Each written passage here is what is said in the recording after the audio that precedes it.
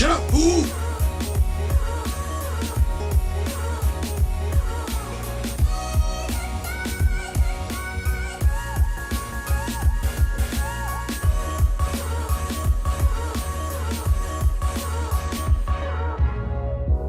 Hey, man! This makes sense!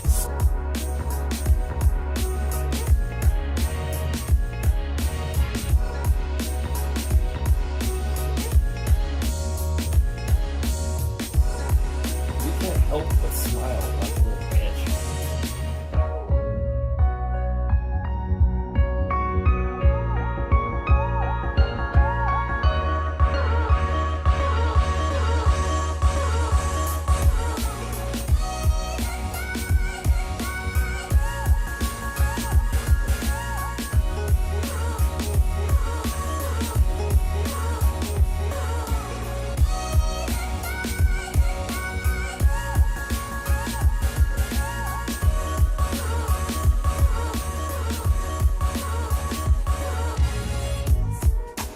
I don't think anyone's ready for that. John Edgeland. Hey, hi. 10,000 Pine Points to you. I think this is the first time you've been first, right? Moon Shoes, you're always here. 5,000 Pine Points to you. And Craig Bradford. No, you're not second. You're third, according to the records. 1,000 Pine Points to you. I must say, a lot of great things are happening because of the debate with Trent Horn. I'm actually having, I think, pretty productive conversations with people, either through Twitter or my channel or Trent's channel or Nathan's channel. And this is dangerous. It's dangerous when actually Christians, Catholics actually see me as a human and not as their enemy, and can actually start to understand the points I'm getting at. Be careful, Christians. Careful when you're around me and others like me. Who knows? When you get out of your bubble and you actually start understanding, yeah, I kind of understand what he's getting at there. Very dangerous. And I want to play this video that happened just this morning. Hang on a second. Something's changed.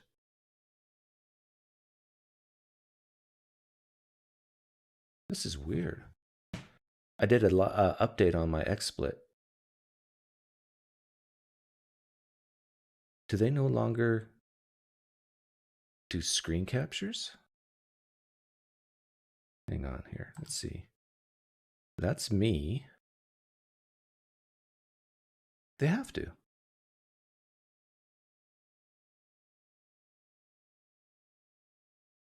Well, they got some really new things in here. Sorry, guys.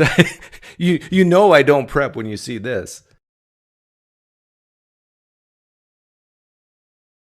This is so bizarre.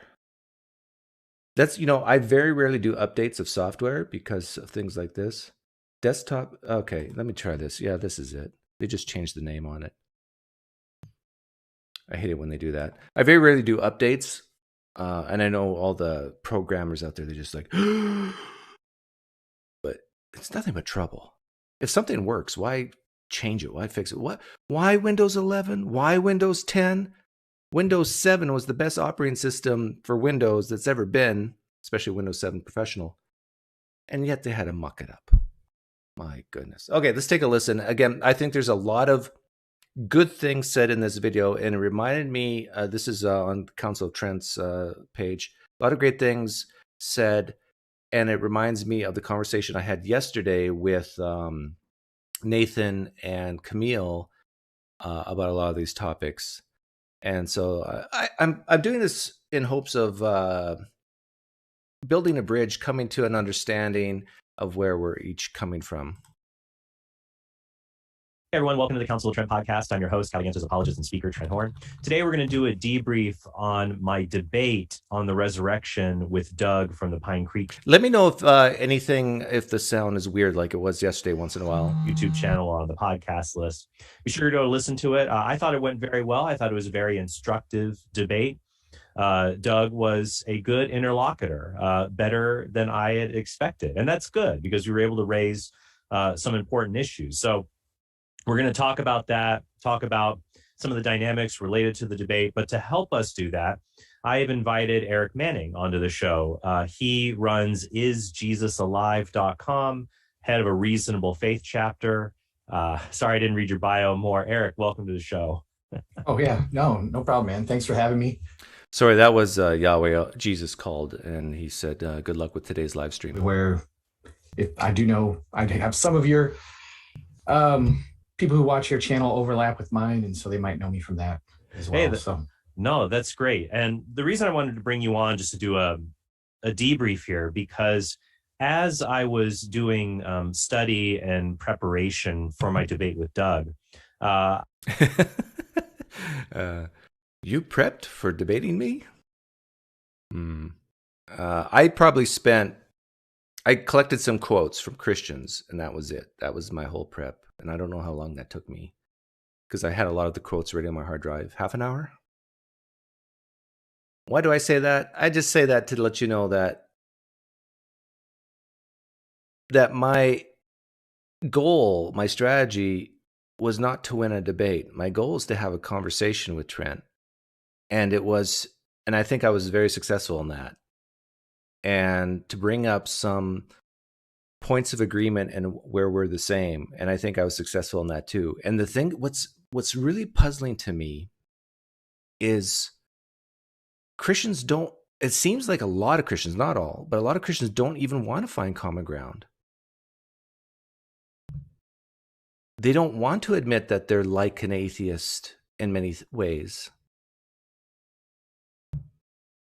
To me, that speaks volumes. I mean, there's so many things that we have in common. Why not start there? But anyhow.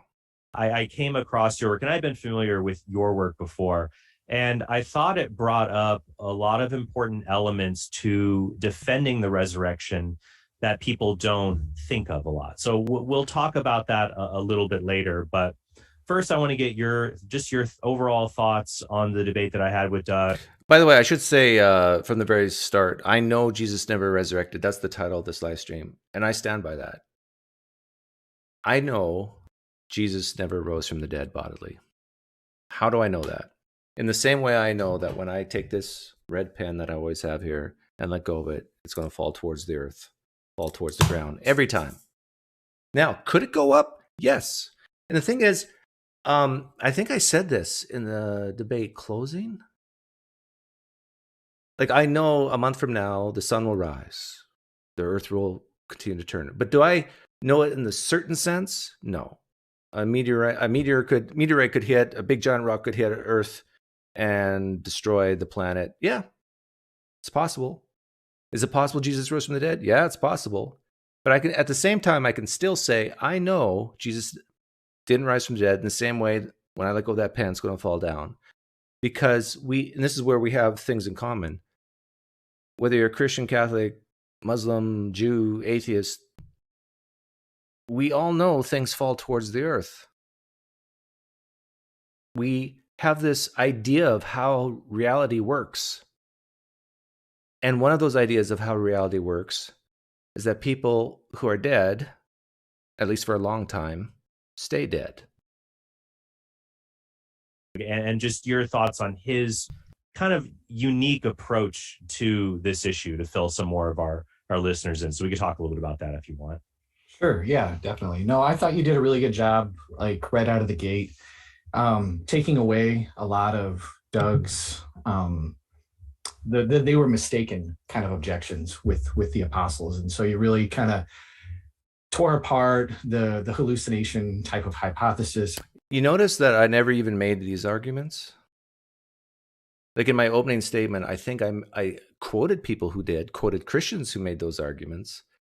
But myself, was I even asked, well, what do I think happened? I don't think so. And I don't think I ever said. But today I will, as we go on. Or different things that he might have thrown out there. Yeah, he might have thrown out, but I didn't. Ahead of time, and I thought that was really good. I think you pointed out that most of Doug's objections really just rest on a lot of hypothetical scenarios. Doug was big fan of throwing out like these different hypotheticals and things like that. And I thought you did a good job pointing out that he never really does necessarily interact with the evidence for the resurrection. Right. Yeah, he's right. Well, I did kind of, but that wasn't my goal, because my goal was to show that on many different claims, Trent and I are the same. We would not believe it based on that same type of evidence. But on this particular claim, he does. Why? Why the inconsistency? Like, very early on, Trent admitted that he was undecided whether the Gospel of John alone was good enough to believe in the resurrection, if we had it or if we didn't have it. Like, and then when we got to Paul's letters, he admitted, well, he said, I don't know if I would believe in the resurrection based just on Paul. But he didn't say, yes, of course I would believe in the resurrection of Jesus if all we had was Paul's letters. Somewhere in between John and Paul, his belief switch turns on.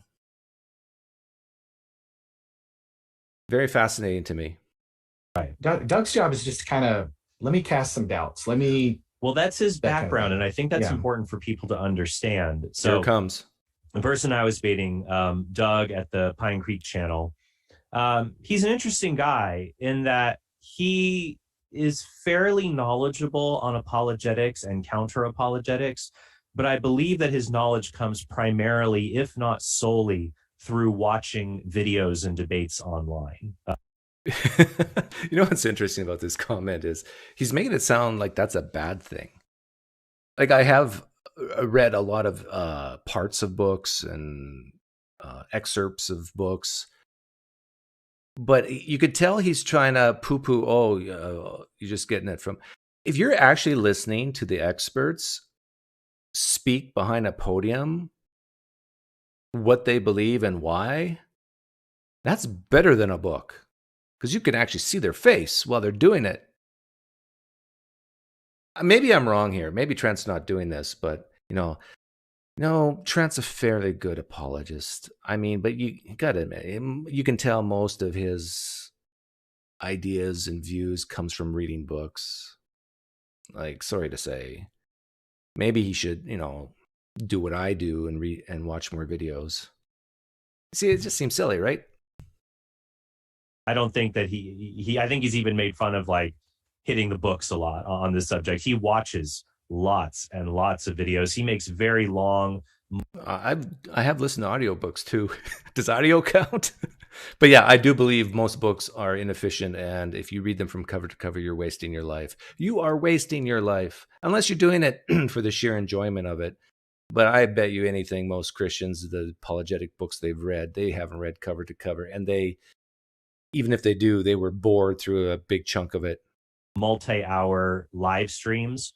So I don't think he is as familiar with some of the academic scholarship, but he's quite familiar with the basic back and forth talking points on things like the resurrection, from debates, from talks that people give.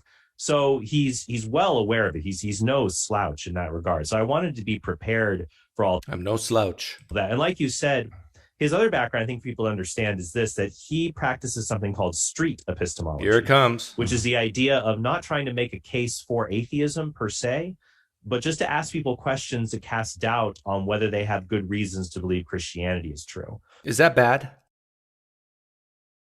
No.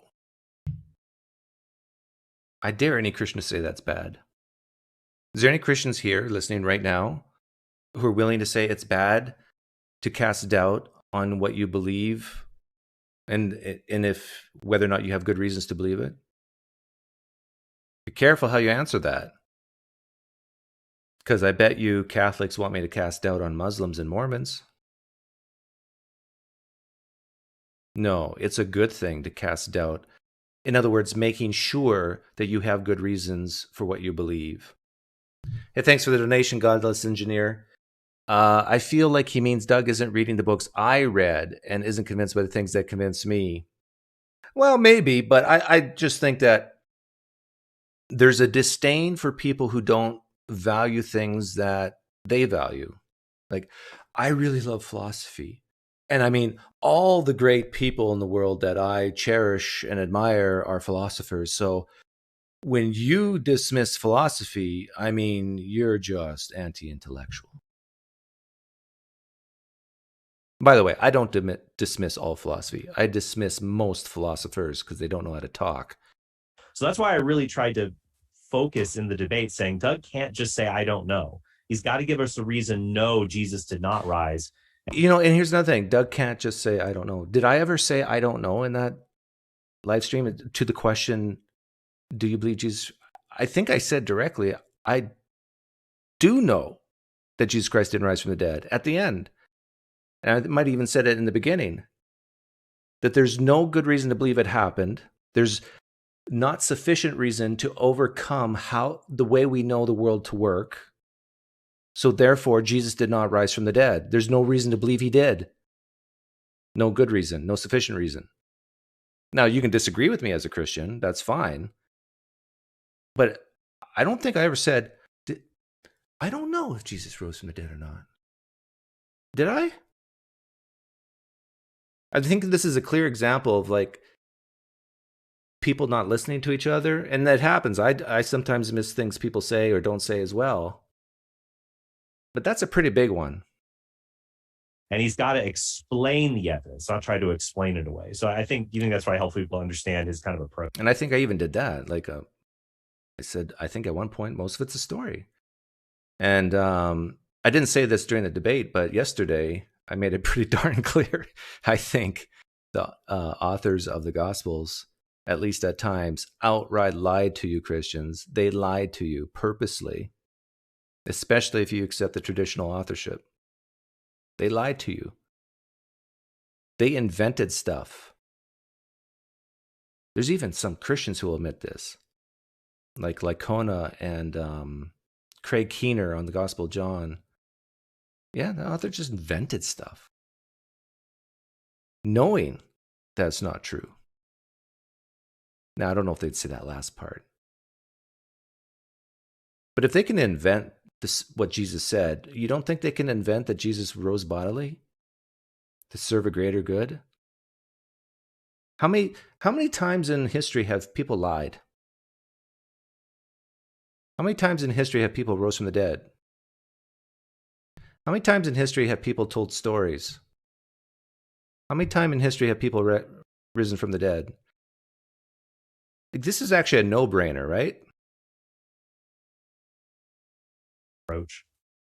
Yeah, definitely. I mean, he even said, like, I don't care. You go ahead and believe in God, but you can't believe in Christianity. And he's just trying to, like I said, throw out enough doubts, by throwing out these hypotheticals, like, well, if you only had the Gospel of John, would you still believe? Would you? He loves his flying man analogy. Yes, he really does. And I will tell you this, that there is a part of it I did not genuinely understand until after the debate. So I'm mulling over whether maybe I'll sit down with Doug to tease it out further. I'll be honest with people. And this is public knowledge, basically. Doug has engaged my work before. In fact, the reason I agreed to do this debate was because I was like showing up on his channel like every other day. And I'm like, dude, what's going on here? You're really interested in my stuff. Oh. Showing up on his channel every other day. Is that true? Do I have an unhealthy fascination with Trent Horn? I'm going to my channel right now. Videos. Maybe he's right. Maybe I'm sick. Not counting right now. Okay, the debate was when? When was that debate? March 1st, right? That was a week ago.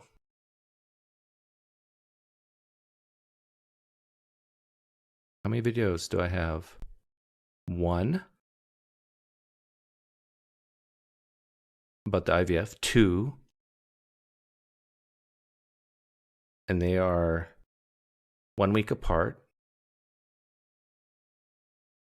Then I did Gary Habermas, Joel Osteen, the Needy IQ Matrix, Rebecca. Here's another one, 3, and that was okay. So I did 3 in 1 month. A bit of an exaggeration. Okay, but the way that he's interacted with people, I feel like he treats it more like a game of gotcha than because I'm totally fine having dialogues with people who disagree with me. I just had one with Alex Malpass on the Kalam argument, counter apologist. but it has to be in a kind of a good faith setting, not where I feel like somebody is trying purposely just to trip me up and make me look silly. And Doug has said before in his interview with Randall Rouser, he likes making apologists look silly. Yeah. I got two things to say here. Even if that was 100% completely true, so what? I mean, Christians, if you want to come in here and try to make me look silly, you have my blessing. Can Trent Horn say that? Now, secondly, with the Randall Rouser was a very special case. And ironically, the fact that Randall Rouser video exists and Trent saw it helped me in the debate because his expectations of me were way low. I mean, he thought, I bet that things could go south really quickly, and they didn't. In fact, I don't know if I passed it, but at some point in this video, he says that I was a good interlocutor, that I was a good debate partner. So I exceeded his expectations for sure. So that's why. So people who have that attitude, I'm not. I don't know how many videos he's watched of mine, but do I dare say I have more interviews on my channel than in this genre, in this niche on YouTube than anybody else? Am I being too cocky here? Like T-Jump, he probably beats me. Well, maybe not. I don't know. But I have for individual interviews, I don't know how many I have on my channel. I think it's over 100. And I would say most of them, and very cordially, most of them, the person I'm interviewing likes me, I like them. And like yesterday, I did an interview where I had to use extreme patience and listen for a long time. It wasn't a gotcha at all. Is interested in a dialogue. I'll do a debate. So that's why I set it up. We had the debate. And I think it was good for people to see, all right, now Doug has to make a case in this regard. And so the problem is I had seen him kind of act in sort of immature ways with his response videos and things that he said. And so I prosed the debate because I didn't want to waste people's time with a dialogue that's not going to go anywhere. However, I thought the debate went very well. Even in our cross-examination, I enjoyed that. So I am much more open maybe to sitting down with Doug. But the point I bring up with the Flying Man. So now I guess I built up credibility in his mind. And I think this is his shtick with it. He's trying to figure out the point where evidence for an unusual event goes from I don't believe to I believe. And I think he thinks that there's a major problem if you can't identify that particular point. Is it martyrs? Is it multiple witnesses? Is it miracle? What is it? No, I'm not saying that there's a problem, and it doesn't have to be a point. It couldn't be like a region, an area. But that's if we, like Trent just said, he doesn't want to waste time with a unfruitful conversation. I don't want to waste time either. So why don't we actually delve deeply into the evidence that matters as far as what actually convinces you? And this is the beauty of the Flying Man, because, and this is what's, if you're a Catholic listening, this is going to upset you. But Trent Horn, I don't believe, would believe that Jesus Christ rose from the dead if all he had was Paul's letters. And when we went through the Flying Man, that became obvious. Definitely not the Creed. But the Creed goes all the way back to a couple of years when Jesus rose. Well, the Creed goes all the way back to a couple of years when my ancestor flew. Notice it doesn't move you one bit, does it?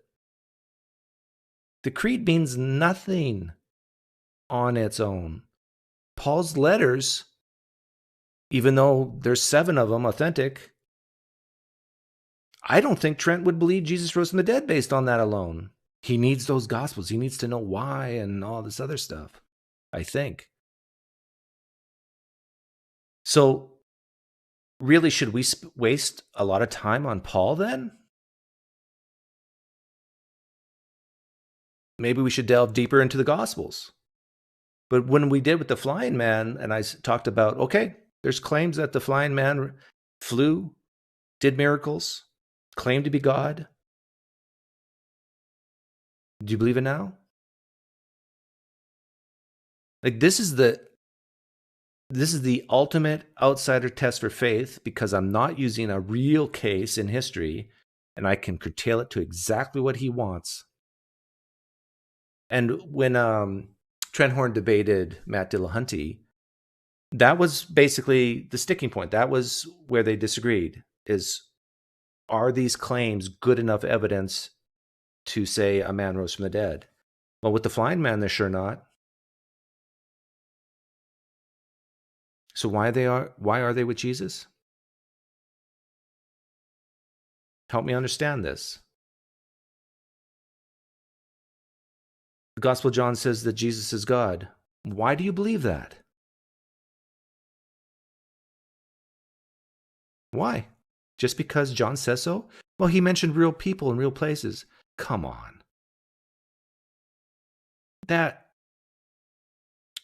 The diary of my flying man mentions real people, real places. Kingman, Arizona, the governor and the mayor at the time. Yeah, real people, real places. You believe my ancestor flew now? You don't. Not one bit. And this is one thing I wish that, no, it's only come to me afterwards thinking, oh, that's the thing with the flying man, is I think this commits the fallacy of the beard. The idea being, just because I can't find the precise moment something goes from unbelievable to believable doesn't mean there is no dividing line. Like, I don't know exactly, I would say you've got a beard going on there, somewhat. Yeah. But I mean, I would say, so at the very least, it's like, I might not know exactly when stubble becomes a beard, but this is precisely why, Trent, I put up that chart. Remember that chart? And I said you had 20/20 vision, and I had 4 different colors, regions of not believing, getting closer to being neutral, but still not believing, but not that confident, and then really believing. Remember those 4 colors? Like, it's fascinating to me that that's just forgotten. So I'm being as generous as I can, saying, no, it's not a binary box, switch off, switch on. I'm giving you regions of confidence scales to place yourself on. But I can tell I don't have a beard, you have one. So I can tell when I have enough evidence for the resurrection or a miracle or an unusual event, and when I don't. And so that's I think his big sticking point. If that's the case, then it's not necessary. So I do think it's interesting, like you said, he really focuses on what would you do in these hypotheticals to show Christians are inconsistent. Mm-hmm. But as I said in the debate, yes, no, all the cards on my table on the table. That's what I'm trying to show, and I think I show it successfully. And the key, though, is to get the Christian not to bombard their brain with all the reasons at one time, but just to separate them out and layer them in, just like you would in a court trial. Judge, I would like to present as evidence document 3476 to the jury. Okay, and then we look at it, discuss it, and then we go to the next one. Your thoughts on this? It's so interesting he relies on hypotheticals, because it'd be way more powerful if he said, hey, here's all these other miracle claims Christians do not accept. No, it's not way more powerful, because I know exactly how Christians deal with that. If I bring up Islam, then what happens is the conversation becomes inefficient, and you'll talk about, but here's the differences. This is why Mormonism has nothing to do with God. This is why the Quran has nothing to do with God. Because everything you want and desire, and I'm just applying it to the flying man. And by doing so, I'm showing you that you and I are not different. We tend to have naturalistic explanations for things first, especially when it's off your cherished beliefs. And then to overcome that naturalistic explanation, you need a mountain load of evidence. And you do not have that in the Gospels or in Paul's letters. And I think Trent admitted that one gospel won't do and Paul's letters won't do. But for some reason, you add a few more gospels on that at least the synoptics say more or less the same thing, then it becomes convincing. Have the same or better evidence than Christianity. So it's amazing. And he said, I can't. Yeah, good point, Endo. At one point in the debate, I said, I'm going to try to put you in a trap and I'm asking you to voluntarily walk into it. Give you that evidence. I think that's pretty powerful. What do you think? Yeah, definitely. I mean, it's kind of like if you were an attorney and you were like, ladies and gentlemen of the jury, I know that we have all of this evidence here, but what if we took away some of it hypothetically? Would you still find my defendant guilty? And it's like, what? Well, in juries, in court cases, they kind of do that, except in reverse. They add it on. They don't say, okay, now let's take it away, because once it's presented to the jury, it's hard to get it out of their mind, right? But building up, that's exactly how a court system works. And that's what I'm doing. Let's start right from the beginning, chronologically. What do we have as evidence? And then ask yourself, convict or not? And Trenhorn would not convict Jesus as resurrecting from the dead based on Paul's letters alone. I don't think he would. And I bet you most Christians wouldn't either. And guess what? You're like every atheist out there. Christians, you're like an atheist. You do not believe on Paul alone. You are just like me. Good for you. Doesn't even make sense. And so there's no point in these hypotheticals, because we have to look at the actual evidence itself. This is just a distraction as far. No, testify. We looked with the blind man, I started with Paul's creed, right? That's evidence. That's actual evidence. I just applied it to a different miracle claim, that's all. And then we talked about the claims that Jesus made of being God, doing miracles. Just applied it to the blind man. As I'm concerned. And so right. I don't really find that to be a very good argument. Let's just talk about the evidence that we actually have. Right. And I tried to show repeatedly in the debate that when Doug proposes alternative explanations, there are things you can't explain. Like, for example, the conversion of Paul. Like, I asked him, he said, well, maybe he was motivated by a relative who became Christian. I said, right. Oh, go ahead. No, you're good. Go ahead. Yeah, I just thought that was a very revealing moment of the debate. Right. And I said, well, is there evidence for that? Where does it say? Well, it doesn't say that anywhere. And well, yeah, this is frustrating to me because, Christians trying to get in. Catholic.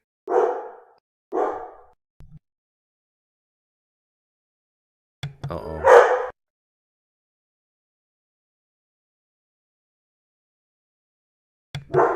Uh-oh. Catholic died. Adolf got him. I'm just kidding, but it's there was someone there. If all we have is what Paul said, and all we have is what was willing to say about himself, right?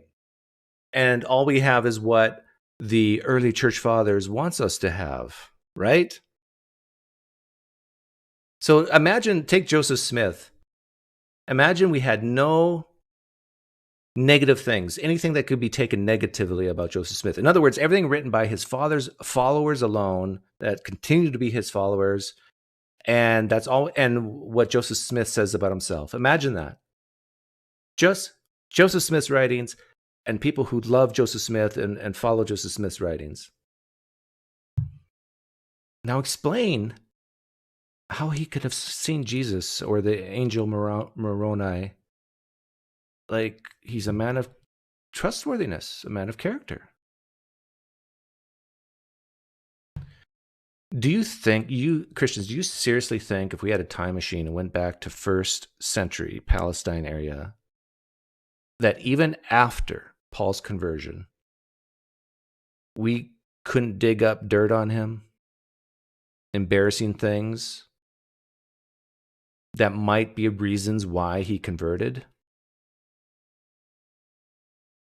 So when you're asking a question like, why would Paul have had this vision that he did, this revelation that he did? Why did he go from persecuting to being a follower? There's many explanations. I gave one, and one was that maybe he had friends that became Christians. Maybe he felt guilty about persecuting. Maybe he is actually a shyster. Maybe he's a con man, and he realized here's an opportunity to help start a religion where I can bring the Gentiles in and make some cash and have some prestige. I know to a Christian's ears, this sounds like blasphemy. I get that. But indulge me for a second. Every explanation I just gave is actually more plausible than Jesus actually appearing to him in bodily form after he went to heaven, apparently. Am I wrong? I'm not wrong. You know this is true. You know it in your belly. He said he could have had an experience before that. And I said, oh, okay, so he had an experience. What caused that? There was just like no cause, basically. And he's just throwing out there things to explain away the data. Oh, well, he had a conversion for some reason. We don't know what. Or people stole the body who are not related to the disciples in any way, shape, or form. So I think that was good to show that. And that's why I asked, because I think this is important for Christians to do on the resurrection. When skeptics argue, and I'm doing more research on this to see if I can find the evidence for it, they'll say, oh, well, it could have been grief-induced hallucinations. Peter hallucinates, and that makes everybody else have a grief hallucination. And I've looked at the literature.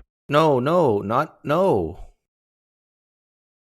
One person can have a grief hallucination, which we know happens, I think, 15% of the time for people who truly love someone like a spouse. And if Peter loved Jesus like a spouse, or a brother, or like a father, if just one person had a grief hallucination and then told others about it, that causes like a social priming where another person might say, not necessarily that they saw and heard Jesus, but they just experienced Jesus in some way. Maybe someone at the market said something that reminded them of Jesus. See, but here's the problem. Christians are listening right now, and they're going, this is ridiculous, Doug. Read the text. It says that Jesus walked and talked with people for 40 days. And I understand that, but what you're doing is you're coming from the point of view that you're already reading history. And if you truly believe that you are already reading history, and this is true already, then yeah, just read the part in the Gospel of John where it says Jesus rose from the dead, and you're done. You're done. You don't need anything else if you think it's all history. Just read the part where Jesus says, I'm God and rose from the dead, and you are finished. You don't need any more evidence. You don't need any more arguments. But guess what? You don't believe based on just John saying that, do you? You need more. But the more that you have is just more claims of unknown authors. Well, tradition says who they are, but of authors who don't put their name and reputation at stake, saying this is what we saw. You just have like 4 more of hearsay type arguments. And I understand that Christians, they go nuts when they hear this. It's not hearsay. We have eyewitness accounts. There was one point in the debate where I asked Trent, do we have any first-hand eyewitness accounts of Jesus besides Paul? And I can't remember. I should have brought it up, but I can't remember exactly what he said, but he did not push back on it that we don't. I mean, I think he said no, right? I think he admitted this. We don't. When I say first-hand accounts, eyewitness accounts, I'm saying atheists are here. They've heard this a million times, but for some Christians, this is new to them. You don't have any first-hand eyewitness accounts, meaning I saw this. And then you identify yourself, sort of like what Paul does. Paul does it, but the gospel authors don't. And don't give me this is not the way they did it back then. Who cares how they did it back then? Don't lower your standards. I'm just pointing out a simple fact. You would not, for 1 second, believe an account of my spouse, who I love dearly, murdered someone based on a hearsay account that no one's willing to put their name on, that you can't even question afterwards. I'm like, well, where is a case of that happening? It's easy to pose hypothetical, like maybe this happened. Okay, because it's interesting that I feel like atheists will say, oh, well, a resurrection explains all this. But we've never observed a resurrection before. So how can you postulate that? Okay, have you ever observed a group grief hallucination? Have we observed one person saying... Yeah, he asked me about that. I do think there's some examples. And if, what's his name? James Fodor listens to this. I really want you to send him all those citations that Nathan was talking about in one of the post-debate live streams I had, and send it to Trent. But even if it's true, there's not one example of a group hallucination. I'm not positing that. See, Trent's automatically assuming that Jesus appeared to 500 people at one time. Right? That's what he's getting at here. He's already believing the text. He's already bought into the story that 500 people saw Jesus visually, maybe even heard Jesus with their ears, and maybe even some of them touched him. He's buying all into that. But remember, Trent, with the flying man, you said that you wouldn't believe my ancestor flew even if there's a text claiming that 500 people saw him fly. Why are you not agreeing that this is sufficient evidence? Because you know that it can be made up. You know that just because Jesus appeared to 500 doesn't mean he actually appeared in bodily form. And I think they get into that here. They saw a dead person, that causes another person to hallucinate the same thing. And Doug said in Cross, no, I don't have any of those cases, which I thought was revealing. I said I could not provide examples, I think. I probably did say what he said, but that doesn't mean that they're not out there, right? Yeah, and I mean, if you think about because remember, I didn't prep for this debate. resurrection and the evidence that we do have, the prior probability. Well, let me put it this way. The most likely thing that we would have if Jesus was just a failed Messiah who died is nothing. That's the most... Yeah, this is horrible, testify. I honestly think you're a nice guy. And I think you and I would like each other if we're not talking about religion. But to say that if Jesus Christ didn't rise from the dead, if he was a failed Messiah, we wouldn't have anything. We wouldn't have the New Testament. That's so naive and so gullible. That's so... Like, if you just think about other religions for 1 second, which is dangerous because I know your mind will automatically go to certain things, but can you imagine the Quran existing without Muhammad actually talking to Gabriel? Can you imagine Muslims actually saying the same thing you just did? If Muhammad was just a guy and not a special prophet of God, then we wouldn't have the Quran. That's basically what you're saying. But we do have the Quran. How do you explain that? Well, people make things up. People can be sincerely mistaken at times and think that God's talking to them and he really isn't. I propose to you, testify, you could have the New Testament. I'm going to say I know this is the case. You can have the New Testament exactly as it is today, and Jesus Christ never rising from the dead. I know it's really difficult for Christians to imagine this, but I think you're just lacking imagination. And you don't even have to imagine too far. Likely thing that we would have. That's what occupies the most probability space. You know what I'm saying? And so you're saying we would have no resurrection claims, just like there are no resurrection claims for Theudas, the Egyptian, Simon Bar Kokhba, for all the other failed messiahs of that time period. Yeah, that's exactly right. I mean, when these other messiah figures or these prophets or different people from Jesus's time died, we don't... This is so frustrating. So Trent's picking out certain cases where, okay, there's no resurrection claims here. So therefore, every time someone claims to see a resurrected body, it must be true then? Is that where he's going with this?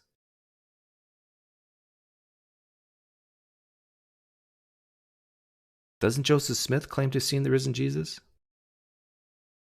Aren't there people today who claim to have seen the resurrected Jesus? Some of them might be your neighbors. Do you believe them? Do you? What if they said it 2,000 years ago? Do you believe them now? We don't have grief hallucinations. We don't have, cognitive dissonance and all these other different things. For the most part, we don't see a lot of those things. We don't see a lot of them, or we don't see any of them. That's an important distinction. And so that's what occupies the most probability space. And so any explanation that Doug is going to offer, which he doesn't really commit to one, he just throws out, well, this is possible. Yeah, thank you, Testify. You admitted I didn't commit to one. And so a lot of the things Trent was saying was an expectation of what I would say, not necessarily what I did say. Right. And this is possible, and this is possible, and this is possible. Those already have built-in very low probability as it is, and they're clumsy. And I think Doug's thinking is just and I could be wrong, and Doug can correct me on this. I don't want to straw man Doug at all. He's welcome to correct me if I'm wrong, but it's just like any hypothesis, no matter how clumsy that it is, and is better than a miracle hypothesis, even if it elegantly explains all the information. Yeah, elegantly explains. Well, the text I have about my ancestor flying across the Grand Canyon elegantly explained that he flew across the Grand Canyon. Right? He flew in front of 500, 12 of his friends, and to the author of the letter. Elegantly explains that he actually flew. Right?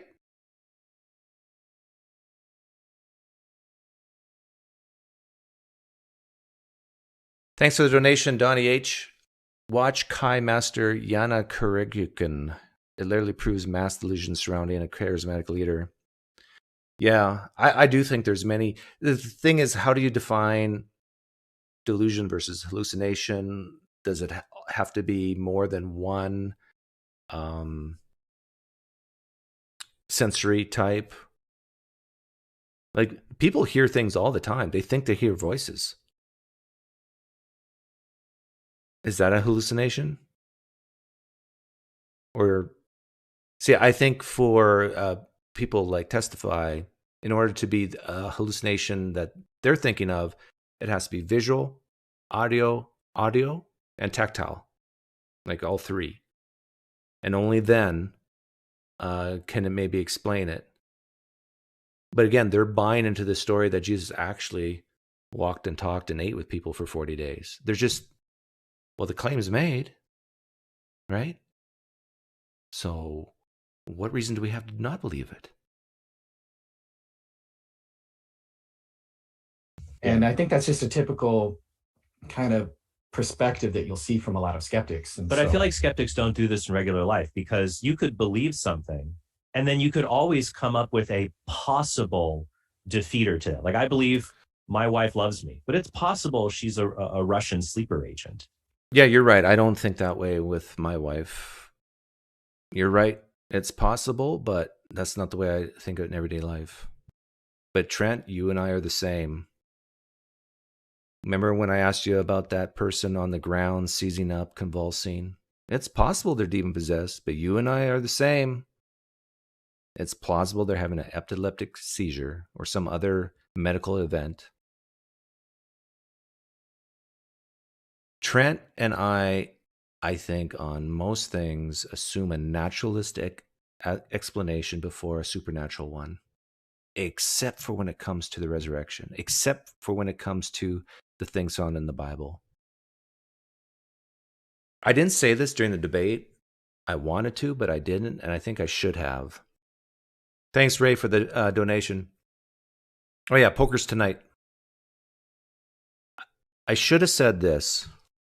Christians, I'm going to ask you to do something very difficult right now, but I want you to sincerely try. I want you to stop loving Jesus during this debate. I want you to stop feeling the need to have eternal life, the need for your sins to be forgiven, your gratefulness that your sins are forgiven, the thankfulness that Jesus came to die for you. I want you to forget about all of that. And I want you to basically view the evidence you have for Jesus like my blind man, put him on equal footing. A Christian can't do that. Or at least it'd be very difficult for them to do that. And this is why I think you want an explanation of why Trent and I are different?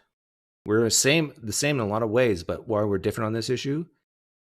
I actually believe that as people become less needy, they tend to look at the evidence differently. This explains why you have in countries that struggle to even have food, to struggle to not fear that they're going to be killed in war. This is precisely the countries where Christianity is growing the most because of that need of security, need for hope.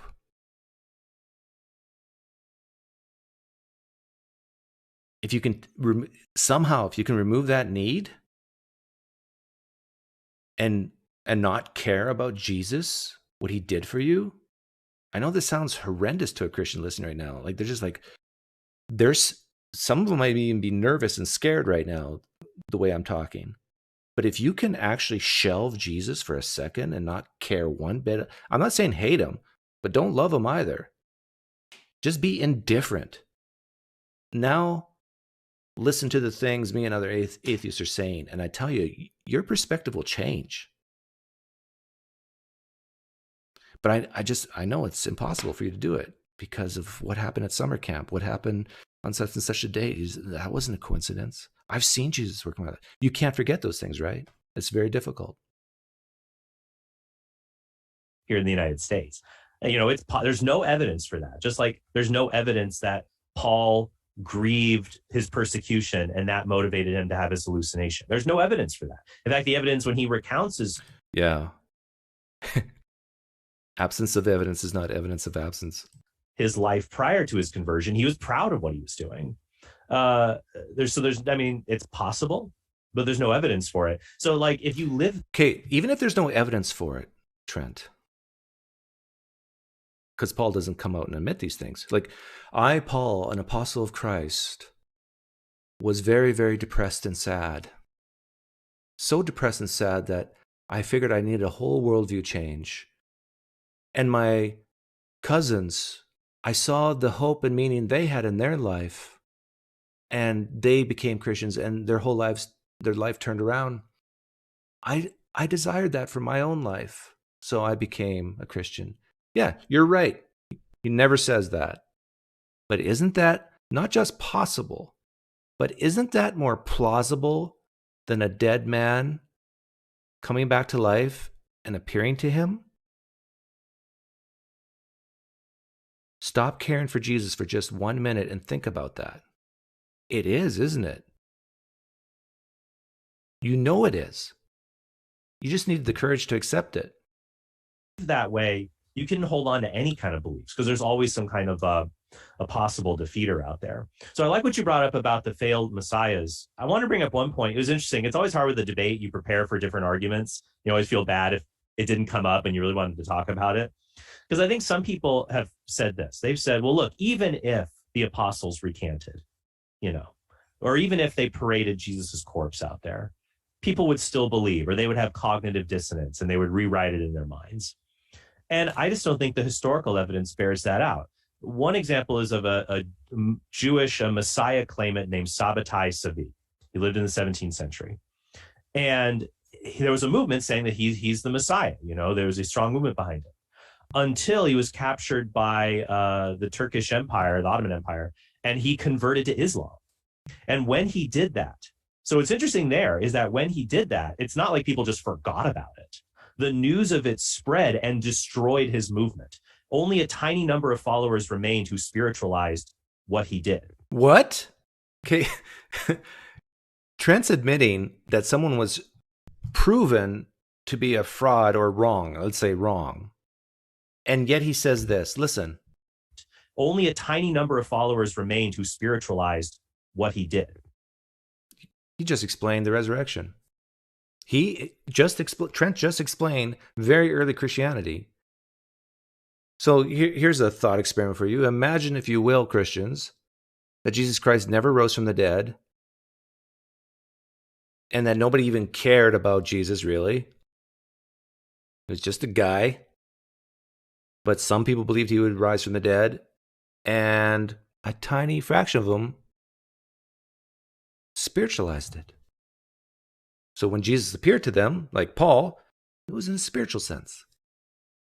And then later on, authors, decades later, as the stories developed, whether they believed it and wrote it down or whether they just flat out lied. I go with the lying one, especially if you think the traditional authorship.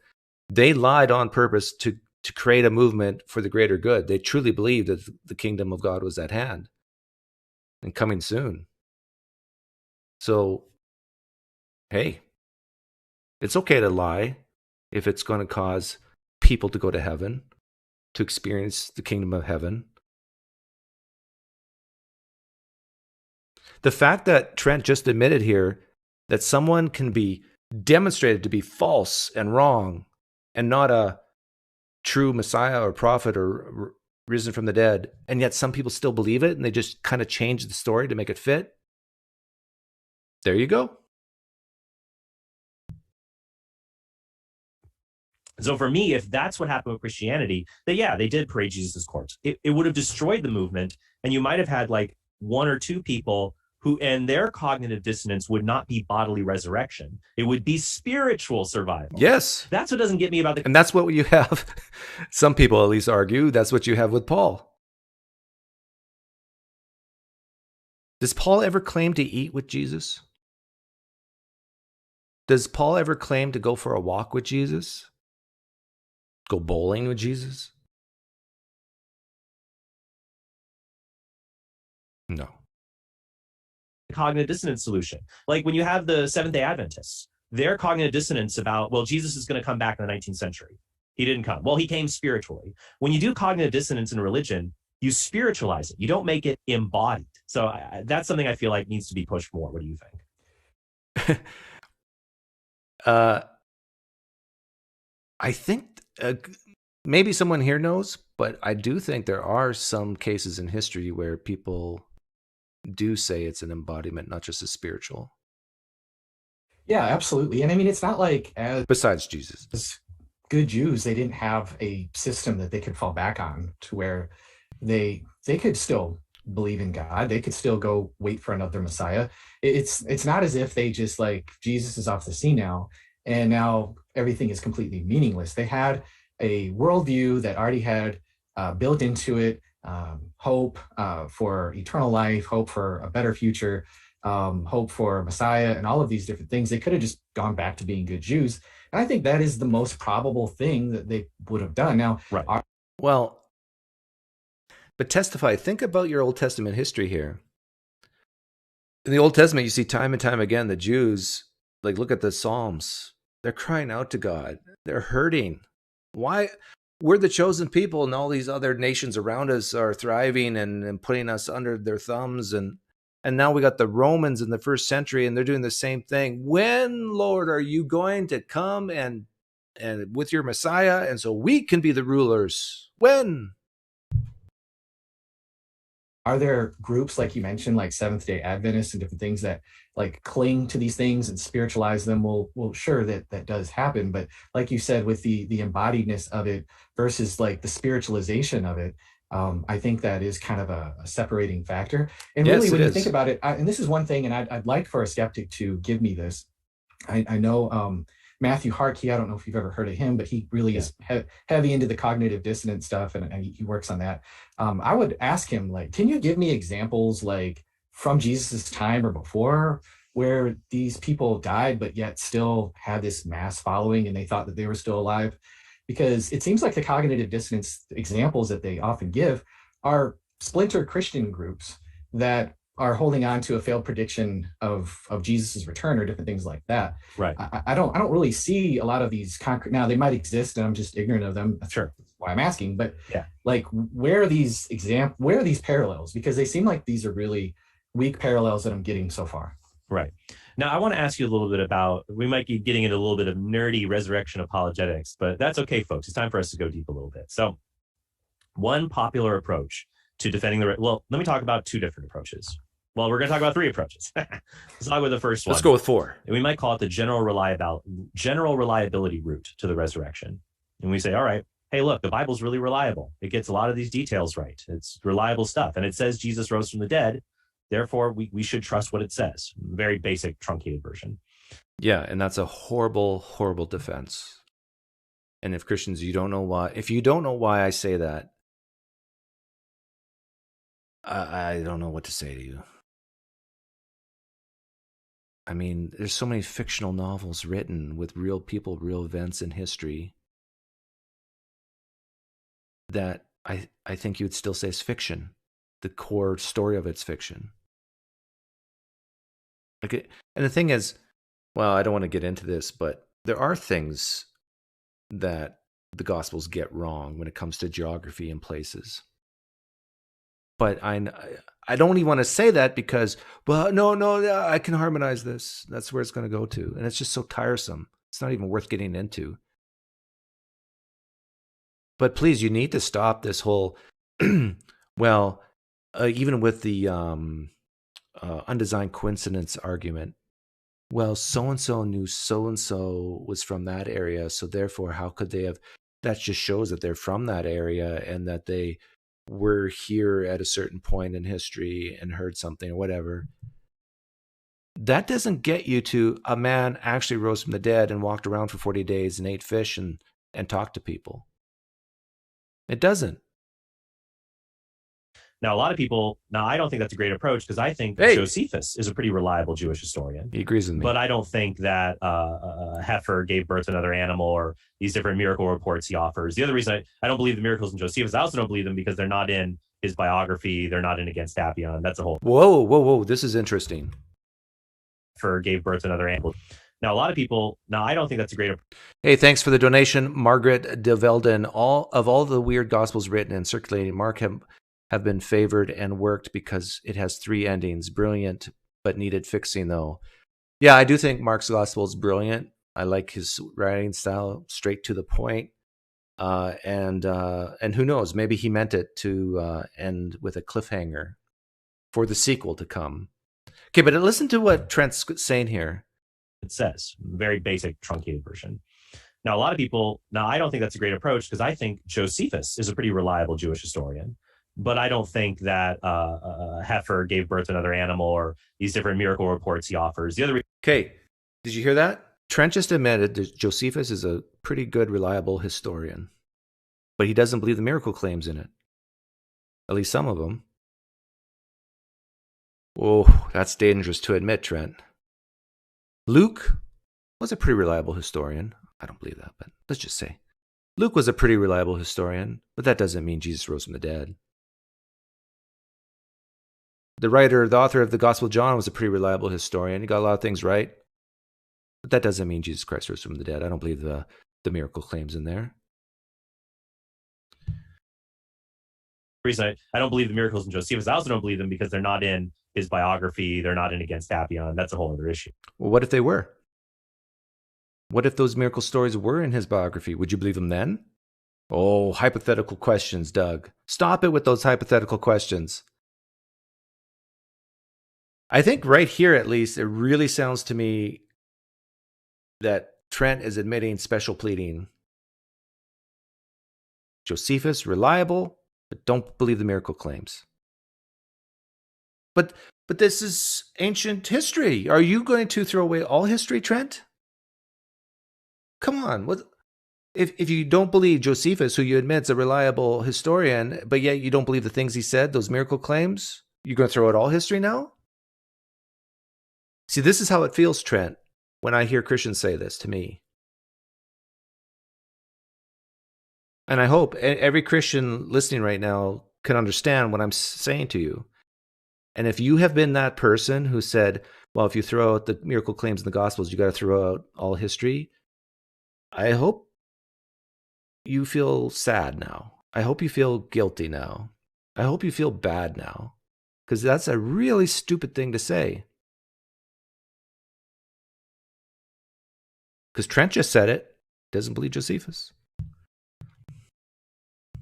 My point is someone could be reliable like Herodotus or Josephus, and I have problems with their miracle accounts. So a second approach would be called the minimal facts approach. Mike Licona. Oh, that's just so good.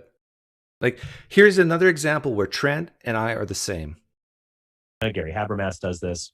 And that would be, look, let's just look at only the facts, even if you think the Bible's unreliable. Let's only look at those bedrock facts, that minimal facts that everybody, Christian, non-Christian, agrees. Jesus was crucified. People claim to see him risen from the dead. Usually it's rooted in 1 Corinthians 15. Okay, let's. I get accused of not delving into the facts, the evidence. Crucified, check. People claim to see him risen from the dead. Usually it's rooted in 1 Corinthians 15, the creed that Paul offers. And we're just starting with just the facts everybody, or nearly everyone, accepts, and asking what best explains those facts.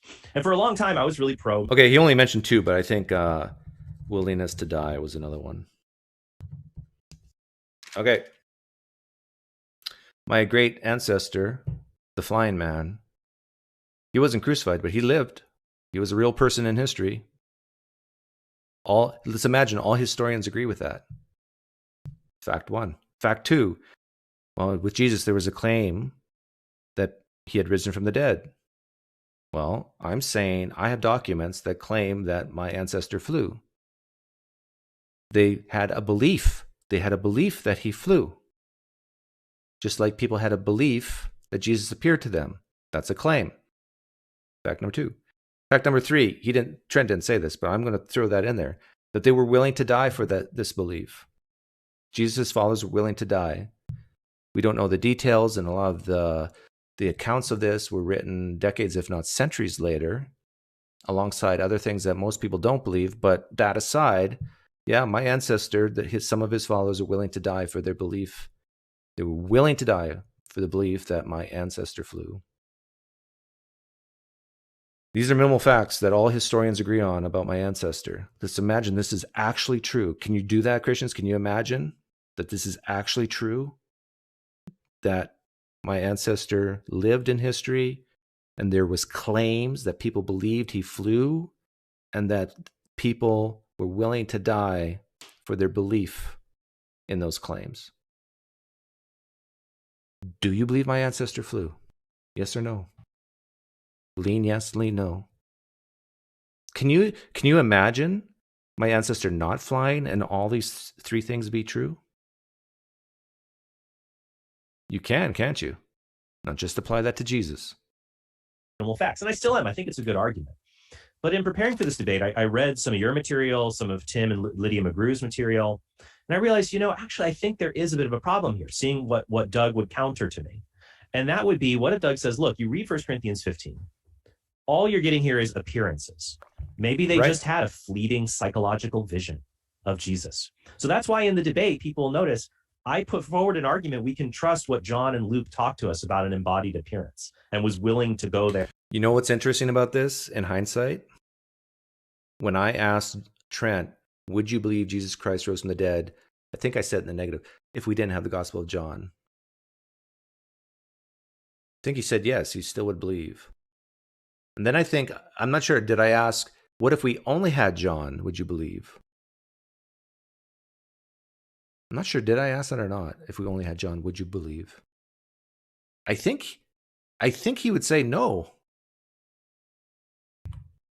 So one gospel is not good enough. We can trust what John and Luke talked to us about an embodied appearance. So if I'm right about that, if you only had the Gospel of John and you would not believe Jesus Christ rose from the dead, then why you should trust? I mean, you're admitting you're not trusting John's testimony. If you only had John, right? You're saying I don't believe this. and was willing to go there and talk about it. I'm a convert. This is called minimal facts. I think you or someone else has called it maximal data. I'm going to tell you I'm pretty much stepping through the door converting on this one. So maybe you could, because you've talked a little bit more about this. So I've teed it up. I want to hear more of your thoughts. Yeah. So yeah, I did learn a lot of this from Lydia McGrew. So I'm definitely going to give her like full credit there. I was in your shoes. I was definitely a big fan of the minimal facts approach. I think like 10 years ago when I first discovered apologetics, I ran across Gary Habermas give a talk at the Veritas Forum, like the resurrection argument that changed a generation of scholars. And I just thought, well, this is really cool. And I would notice when I would talk to skeptics, like it just didn't really move the needle very much. And I just kind of didn't totally understand exactly why. But as Lydia... Yeah, that's your problem, Testify. You didn't understand why that didn't move the needle. I think it's very easy for you to understand why it doesn't move the needle. If you just imagine it applied to the flying man, then you would understand very quickly why it doesn't move the needle. Kind of talks about, and you mentioned, basically, there are a lot of scenarios that are consistent with an appearance fact. And 1 Corinthians 15, you could have a floating, non-speaking Jesus. You could have a Jesus who only appears briefly, speaks a few words. Maybe he says, like, hey, all is well, peace be with you. And then he just disappears. And that's completely consistent with minimal facts. And I don't think that we would say that the disciples were necessarily rational to believe that. And I think if we're talking to somebody who already sets the prior probability as being kind of low, they're not going to accept that. You know what I'm saying? And so, well, I think even Christians admit that the prior probability of anybody being risen from the dead is low. Yes? But you say that God desired it for it to happen, so then it happened. He overcame that low prior probability. So it's really difficult to assess the rationality of what if the apostles were rational to believe, right, if we don't know the details, right? So we need to go to the detailed testimony that we find in the Gospels, which is a Jesus that spent 40 days with them, invited people to touch him, ate with them, they conversed with them. Right. They saw him at all kinds of different times of day. It was group experiences. And I think if we don't have that, I don't think that we have a very strong case, because this is why somebody like Dale Allison can throw things out there like rainbow bodies and various maybe weak apparition experiences that people have and say, these are pretty analogous, and people are like, oh yeah, sure. And it's because... Yeah. So Testify is basically agreeing with me that the minimal facts is garbage. I don't know if you use the word garbage, but that is definitely not enough. You got to go into the details of the life and ministry of Jesus in order for any of this to actually be persuasive in some way. But notice that Paul, the very earliest stuff we have about Jesus, speaks almost nothing about the life and ministry of Jesus. Isn't that interesting? And Testify, I'm quite sure you will see this at some point. You might even be here right now. But if I just read the Gospel of John to you, the part where it says Jesus entered the room, the locked, sealed room, and appeared before the disciples, just that, if that's all you knew,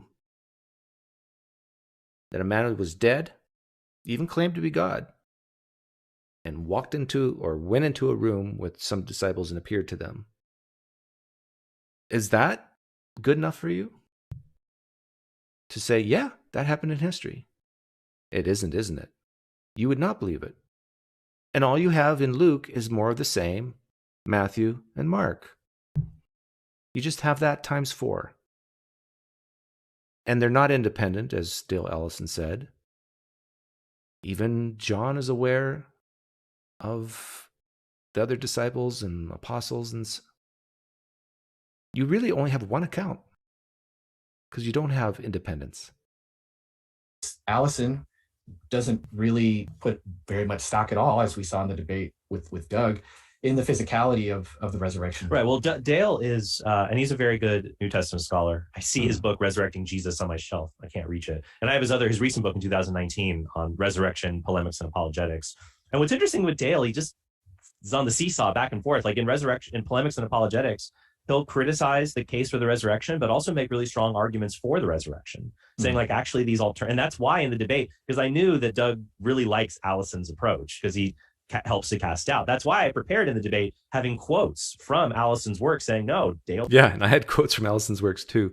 But I think a lot of people zoned out, especially the Catholics, because Dale Allison's not a Catholic. But yeah, I believe in my opening statement, I gave Dale Allison's naturalistic explanation for the resurrection, which is not necessarily mine, but this explains all the minimal facts. It even explains an empty tomb, which most people don't have as a minimal fact anymore. It's easy. It's actually very easy to explain how we can have the evidence we have today and Jesus not rising from the dead. And if you don't know what I'm talking about, just rewatch my opening in that quote. Believes these are independent sources. He does believe these other alternative solutions have absolutely no evidence for them and all that. But you're right that because people will say, like Allison and others, well, grief, like the term grief hallucination is very elastic.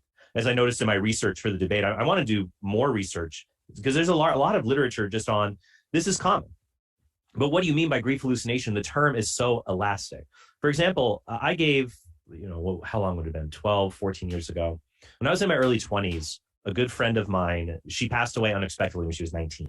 I was like 4 years older. And so I gave the eulogy at her funeral. And I had a dream where I felt very, very real that like I was talking to her. And then I woke up. Was that a grief hallucination? I would say no, because I knew I was dreaming, but I also knew it felt more real than any dream I'd ever had. But I knew it was a dream still. But when people say like, oh, there are these grief hallucinations are really, really common. Well, what's most common is you get this feeling like it. Nobody says that. That is really, really common. I think they say it's somewhere, it's either in the low double-digit percentage, like 12% or something like that, or high single-digit 8%. It's in there somewhere. But nobody says it's very, very common. And I think I said this in the debate that if it's, let's say, 15% or so, take 15% of 12. If Jesus actually had 12 followers, then you're bound to get one person have a grief hallucination. And it's not a dream. I think the science shows that people are awake. They're as awake as you and I right now. And they swear to you that they see and hear their dead spouse right in front of them. I think what I'm saying is true. Now, I'm not an expert in this, and if James Fordor is here, he can. I think he's backed me up on this. All it takes is for one person to have had that type of experience with Jesus, and then tell others about it, and then Pentecostals, they hear stuff like this. Very charismatic type people who just very superstitious people. They start seeing it too. Maybe not like the first person. Not anything like the first person, but they get this inkling that Jesus is there with them, even though they can't see him or hear him. But again, they're buying into the story. They're just, but it says he walked and ate fish with them. Says it. So it must be true. Feels kind of colder, or you get this weird sense the person's there, but you don't see them. You don't use any of your five senses. It's just like this sensed presence. And so there it's like, yeah, that's common. But interacting, talking, conversing, having a tactile experience, that's really, really rare. So it seems like what you're saying is, look, if we're going to, because people might just try to write this off as the sensed presence grief hallucination, which I would say is not a hallucination. We need. Thanks, Shannon. She's backing me up here. Yeah, exactly. I mean, you heard Doug talk about it. He said, I would imagine that the appearances were like something that you would experience at a Pentecostal charismatic church. Now, somebody who's spent 20 years as part of that movement, really? I would say that's not necessarily true. That's a massive overstatement. I don't know too many people who have gone to my church who said, oh yeah, I saw Jesus in the service today. But yeah, I usually am very careful how I phrase that, but I've spent 4 years in a Pentecostal church testifying, Eric. And I don't mean that when people, Pentecostals, when they come out of the church service, say, yeah, I saw Jesus. He, during the service today, he was 5'11". No, sorry, it was back then, 5'2", like Super Mario, dark hair. I saw him. That's not what I mean. I mean that during the service, when there's a lot of believers around them and the music is playing or they're sad or whatever, they feel Jesus' presence there. They feel it so strongly, it's like he is there. That's what I mean by that, Eric. I do kind of know what he's talking about. We see weird stuff, televangelists and weird people on YouTube, like Kat Kerr or something. He says she frequently visits heaven or something. And he's weird. Okay, listen to what he just said. This is so amazing to me. This is another example of Eric from Testify and me being the same. YouTube, like Kat Kerr or something. He says she frequently visits heaven or something. And so he's kind of poo-pooing these TV evangelists who say they have visited heaven. Didn't Paul say he visited heaven? The third heaven? Why aren't you poo-pooing Paul? Because you have this idea in your head that Paul's special in some way. You have this idea in your head that Paul is an agent of God in some way. But today, in the year 2022, when someone says they went to heaven and back, you're skeptical, aren't you? But when Paul says it 2,000 years ago, you're not. Why?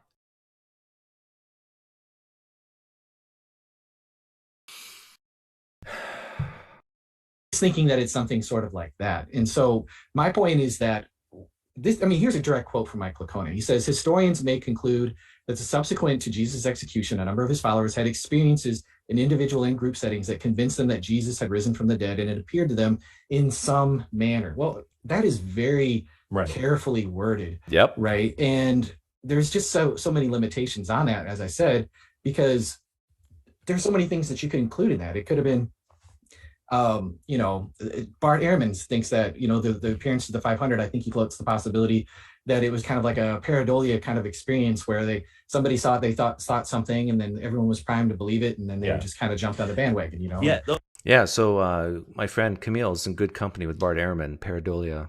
The 500. I want to quick talk about that because that's something apologists don't bring up often. I mentioned it in the debate, but we weren't. Oh, thanks for the donation, Camille. I just said your name and then you donate. I got to say more people's names, I guess. 100 Czech dollars. By the way, 100 Czech dollars, I think, is 10,000 US dollars. Thank you for the very generous donation. Camille is a wealthy billionaire who lives in a bunker in the Czech Republic. Cameron had a Christian on who became convinced Jesus was raised literally because he saw 2 shooting stars. His name is Chad McIntosh. Really? Like Christians, you hear that, you see that, right? And you just think, oh, this is nuts. This guy's nuts. This Chad McIntosh guy. I would never believe because I saw 2 shooting stars. What's the guy who's in charge of the Genome Project? Didn't he actually accept Christianity and follow it because of seeing what a frozen waterfall? How's that different than 2 shooting stars, really? He just saw the beauty of it. Thanks for the donation, Adam Yuri. One aunt of mine was a charismatic type of Christian, and she said that she often heard demons growling at her, even though she never saw them. Pretty sure it was just an undiagnosed mental illness or an undesigned coincidence. Yeah, Adam, the human mind is a fascinating thing that we can hear things that are not there or might be there, but just think there's something else. See things that are not there, but they might be there, but think there's something else. This is why we have the scientific method. This is why we just don't believe everything, is because we are so fallible in our senses. This is why we have tools. We didn't go down that road anymore because Doug didn't just immediately scoff at the 500. And some Christians might even say, I don't even think, that sounds legendary. I don't know if that's great evidence. But the more that I've studied and thought about it, thinking, no, this is actually really good evidence for several reasons. First, even Bart Ehrman in his book, Jesus, Apocalyptic Prophet, says there's a certain force to the argument of, 1 or 2 people might hallucinate Jesus with 500 people. And he does, and like you said, Ehrman doesn't consider it a legendary account. Because some people like Doug will just say, oh, Paul made it up. And first I would say there's not good evidence for that because, I don't think Paul made it up. I think Paul was regurgitating stories he heard from other people. So the question is, did other people make it up? Well, I could even say no, but doesn't mean what you think it means. That the 500 appearance of the 500 doesn't mean that Jesus was on a jumbotron, and so the 500 people could see him, or on a stage where all the 500 could see him at one time. No, I honestly think there was some type of revival meeting, some type of Pentecostal type meeting where people who were like-minded, who wanted to believe this was true, had some type of experience, like they felt Jesus was there with them. And it had nothing to do with walking and talking and eating fish for 40 days. I think a lot of people think that, in the ancient world, people would believe anything you told them. They're like toddlers. They'll believe anything you told them. But that's not the evidence we have. In 1 Corinthians 15:12, Paul says there were people in Corinth who didn't believe there was a resurrection. So there were skeptics in his audience. Yeah, someone help me here. Is it in Mark? It says that Jesus appeared to people. No, not Mark, Matthew. And some still doubted. Isn't that weird? That's really weird, right? Does someone know the exact verse? I don't have time to look it up right now. But there's a verse in the Gospels, I think it's in Matthew, where Jesus dies, rises, appears to people, and then it says, yet some still doubted. Well, if Jesus is right there in front of you, talking with you, eating with you, laughing with you, how can you doubt that? Right? They didn't believe there was a resurrection. In 2 Corinthians, he talks about the super apostles, the people who are trying to discredit him. So Paul has enemies, and when he cites evidence, those enemies could say, there are no such people. We can travel to Jerusalem once you're on Passover. We can talk to Christians there. There's no such people. So the fact that Paul, he says... What's the distance from Corinth to Jerusalem? How many people can afford to take time off work to travel from Corinth to Jerusalem? Someone can look that up too. Matthew 28:17 says, Nicholas. Yeah, that sounds right. I always assumed some doubted was supposed to be referencing Thomas, the doubting disciple.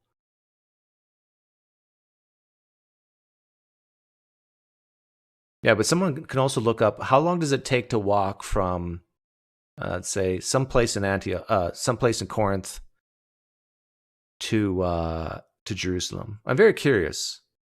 So let's say they're hearing this. Let's say you're a new Christian, you hear this for the first time, that Jesus appeared to 500.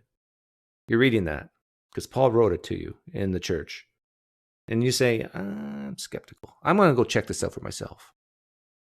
What's a round trip? Some of them are still, have fallen asleep, have died. Others are still alive. You can talk to them. He feels confident enough not just to pass on the 500 as a creed that he received, but that... What? That far? 3,000 kilometers.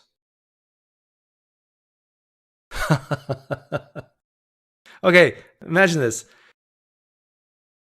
You live in the first century Palestine. A guy named Paul writes a letter to your church in Corinth and says, and some are still alive. You can check this out for yourself.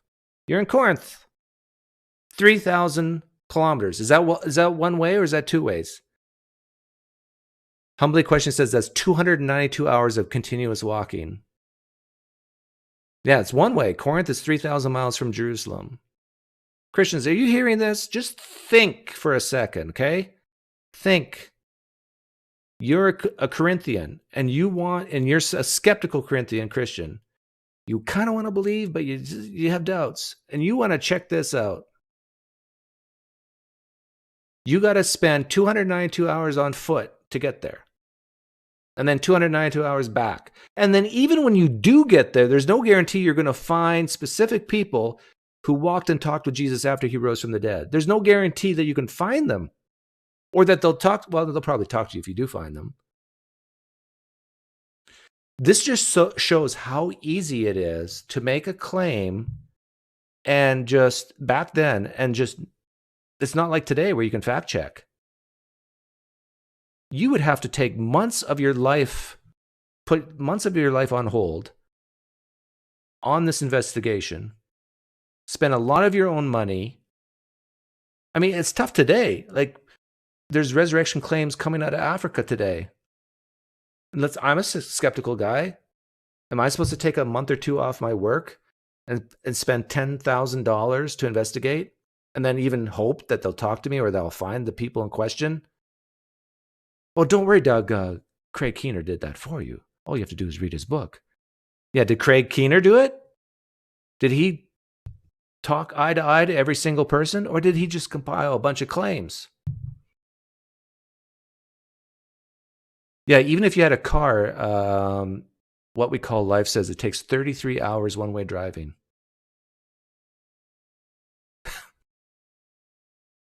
This is like a little more intense than just a Vegas weekend, right?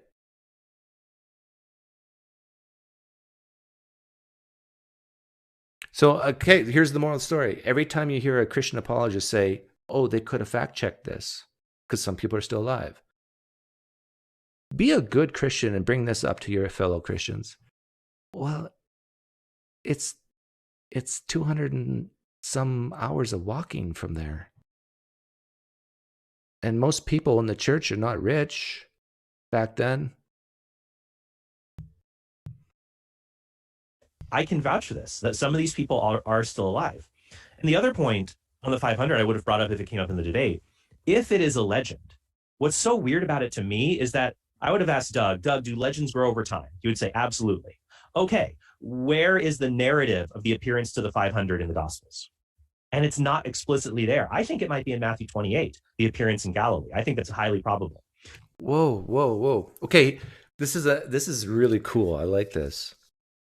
One of the ways that people say a historical claim is reliable if it's attested independently more than once. Trent Horn is admitting that it's not explicitly attested to more than once. The appearance of Jesus to 500. It's only mentioned in Paul. How many Christians knew that? So if you value the historical method, you should say to yourself, I'm a Christian, I believe in God, and I believe Jesus Christ rose from the dead, but I ought to lower my confidence using the historical method that ever happened in history, that Jesus appeared to the 500. Right? Now, what Trent said that it might be found in, what do you say, Matthew? I did this years ago and I don't have it handy, but here's a great exercise. Write down everybody that Jesus appeared to, everything that happened post-resurrection in Mark, Matthew, Luke, and John, and color code it. Find the commonalities, and you will see it blossom and grow. Once you get to John, you got a ton of stuff in there. From a race between Peter and the disciple Jesus loved, to Mary being there, to the tomb being in a garden. I mean, just look at the progression of the tomb itself from Mark to John. It's so interesting to me that you say, oh, they make legends all the time, but the gospel authors, they show restraint. Like they don't cook up an appearance. They don't cook up an appearance to James or to Peter or to the 500. But they do cook up a race between Peter and the disciple John to race to the tomb. Maybe they didn't really. Maybe some of the gospel author of John thought, women going to the tomb. Yeah, maybe we should get men involved. Maybe that's why he wrote it. And the appearances in Mark are where again? Couldn't one say Matthew cooked it up from the very start? Because it's not found in Mark, which is the first gospel.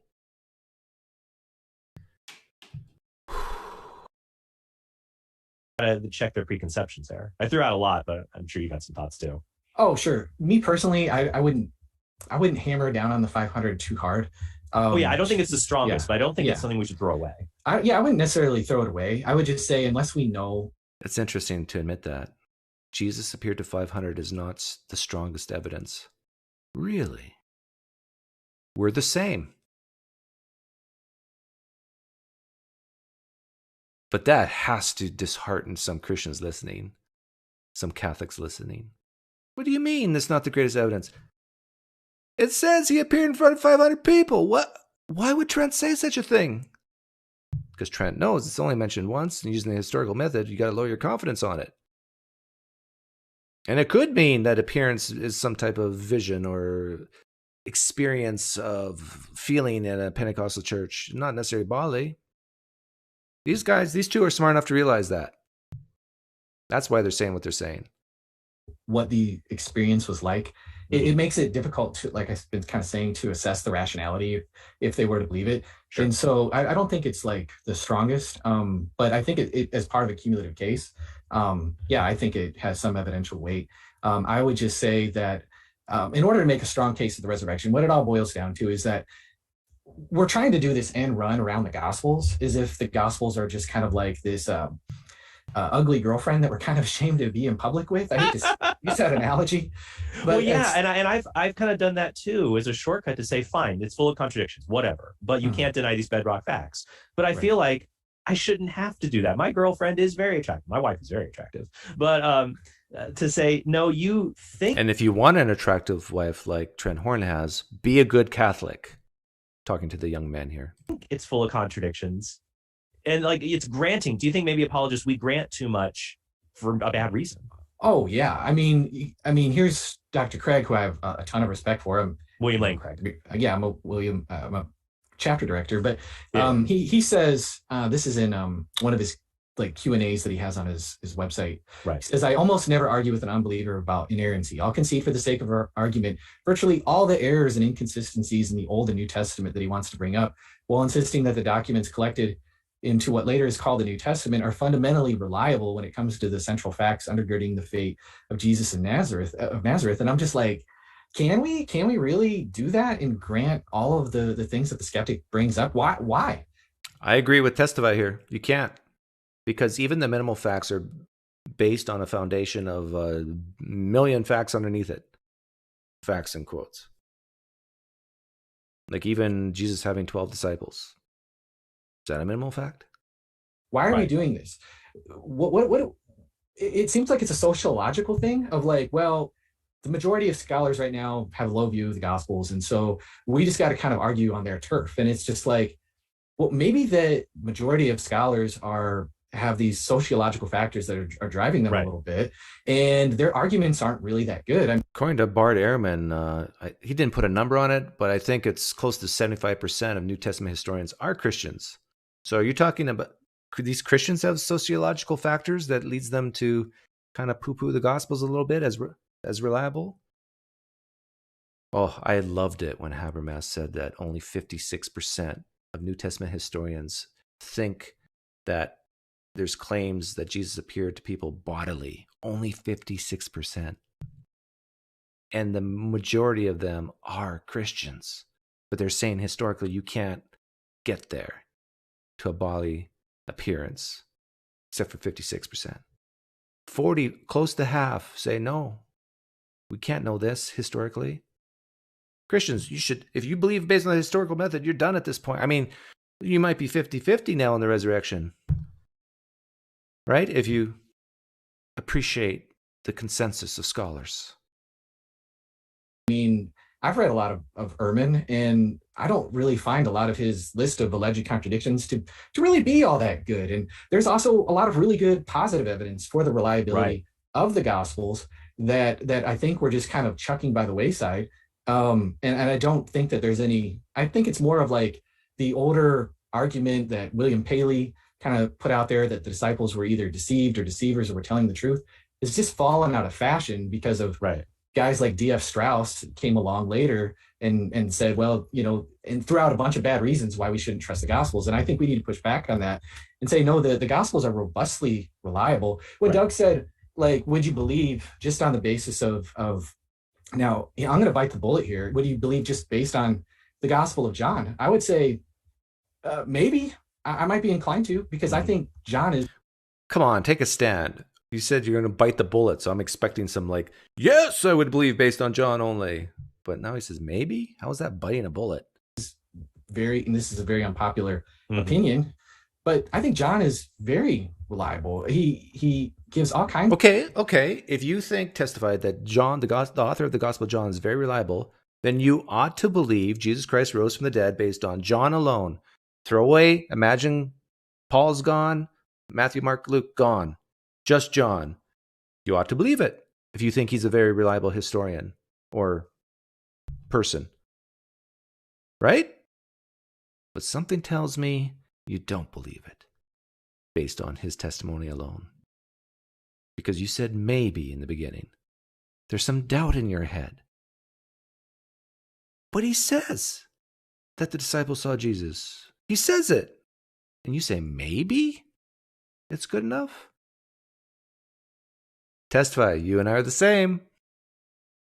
You just think you pile on a few more gospels of the same, that's the same core belief system, and throw in Paul and sprinkle on some martyrdom from 100 years later, the stories, and maybe some tradition to keep the Catholics happy, and boom, yeah. Oh yeah, I forgot philosophy. God exists, and he desired to raise Jesus from the dead. Throw that in, and then you're done, right? Of eyewitness details that are just... Craig Blumberg, for those who are listening, has a good book just on the reliability of John's gospel. It's very fascinating. Yeah, absolutely. And so I would say, well, why are we just chucking that aside? I mean, Lydia McGrew has a really good book, Eye of the Beholder, that makes an argument for the reliability of the Gospels. Why are we conflating sociology with epistemology? Well, also, I would say that Why are we conflating sociology with epistemology? Because we're human? That's why? Because how we come to know things is based on perception, our own fallible natures. We make mistakes. We make errors. We have desires. This is why people like me value the scientific method more than other ways to coming to know, because it helps control for all those things I just mentioned. Sometimes, well, I have two thoughts on here. One, I think Craig's point can be interpreted in a way that we would all kind of agree in that you don't have to prove inerrancy. No. The idea that something is completely without error whatsoever. Right. But I think there's a conflation here between inerrancy and reliability. Mm-hmm. That, there's most things we deal with in life are highly reliable, and they might have some errors in them. Even like the technical manuals for our machines probably have typos and stuff like that in them, but they're still very reliable. So I think we can say, look, I'm not going to try to prove divine inerrancy, because that's another theological issue. I'm just saying it's historical, it's reliable. Yeah, but keep in mind, Trent, what you said just a few minutes earlier. You believe Josephus is a reliable historian, yet you don't believe the miracle claims contained within his works. Just apply that to the Gospels and you're done. Right? You can say, go ahead. Say Luke was a very reliable historian. But be consistent and say you don't believe the miracle claims found in it, just like you don't for Josephus. Somehow, I forget the miracle claim he talked about, a heifer giving birth to a different animal, something like that. Oh, that's just crazy talk. Heifers only give birth to steers, bulls, and heifers. They don't give birth to other animals. That's crazy talk. Josephus was a great historian, but definitely myth contained in some of his works. So hard for you to say that with the Gospels, isn't it? You can do it though, Trent. Keep believing in God, but just remember that we're the same. Reject the miracle claims in the Gospels. You'll be okay. Be consistent. But the minimal facts can help to kind of, I think what I'm growing towards is the idea that the minimal facts are like the appetizer, and then historical reliability is like the main course. Like, okay, this gets us through the door, and then I want to buttress it with all this other great stuff I have. I would say, I might take a harder stance. I would say the minimal facts, what it will get you to is that the disciples had experiences that they interpreted as appearances, mm-hmm. and that they were probably willing to, we know that they were willing to suffer for that. Okay. And so do we though? I mean, the first-hand accounts, like people who actually walked and talked with Jesus, who claimed to be, do we know they actually, number one, saw it, number two, were willing to die for it and would have lived if they would have recanted. Do we know these things? No. Now we need to know, were they rational in believing those experiences? Yeah. And I think the only way to do that is to defend the reliability of the Gospels. If we could say that the Gospels are at least what the apostles originally claimed, what I'm trying to do is I want to get the skeptic to go, okay, they made it up. They were lying. Done. Granted. Done. Sold. I'll take it, auctioneer. Your card number 504. Me. Done. They made it up. They lied. Prove me wrong. They were just like Josephus. Some things they got right, and then they talked about myths. Trent doesn't believe Josephus. I don't believe the gospel authors. They lied. Now what are you going to do? No, they didn't, Doug. They were willing to die for it. Oh, they didn't die for it. Yeah, but no, even Sean McDowell says maybe Peter and maybe James, but I mean, do we really know what they died for? And if they could have lived? No. They lied. Author of John was a liar. He told some truths, but all good liars tell some truths. That's the beauty of it, right? That's how you gain credibility. If you're playing the long game, you get just enough things right. So when you get the hammer down and tell the big lie, people will believe it. You fell for it. Testify. Lydia McGrew fell for it.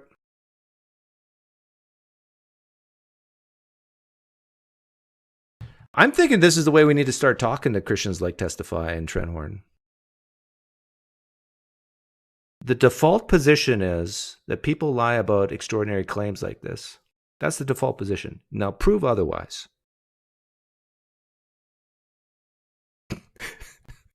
See, their default position is people tell the truth about extraordinary claims until you can prove otherwise. This is the whole problem here. We're coming from two different default positions. But the thing is, I know we're the same. I know that they agree that people tend to lie more than rise from the dead. Yeah, we've got Lamar in here. He's a salesperson. He says, all good salesmen tell only the truth. Oh, I thought you were going to say something else. Yeah. What was John trying to sell? What was Luke trying to sell? They're trying to sell eternal life, the kingdom of God, that Jesus was their Messiah. They're selling that. And what's a good way to sell it? Well, God desired to raise him from the dead, and he talked and walked for 40 days. And it only, people in Rome, people in Corinth, it only takes like 296 hours to walk and find out for yourselves and hope that there's still people who are 60, 70, 80, 90 years old in first century Palestine area still alive who happen to see it. To confirm it.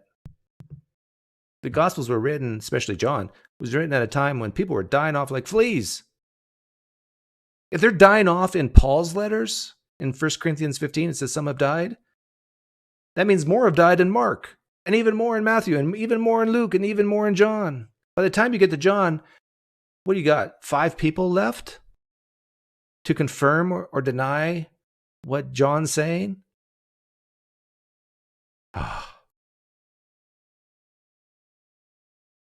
Okay, I want to push them away from they were mistaken hypothesis, because anything they can throw out all kinds of brief, fleeting experiences and say that's consistent with minimal facts. And so I want to take that option away and push them more in the direction of they must have been making this stuff up. I agree. Testify, you and I are the same. Let's push atheists away from their sincerely mistaken. Because remember, Testify believes in the traditional authorship of the Gospels, I believe.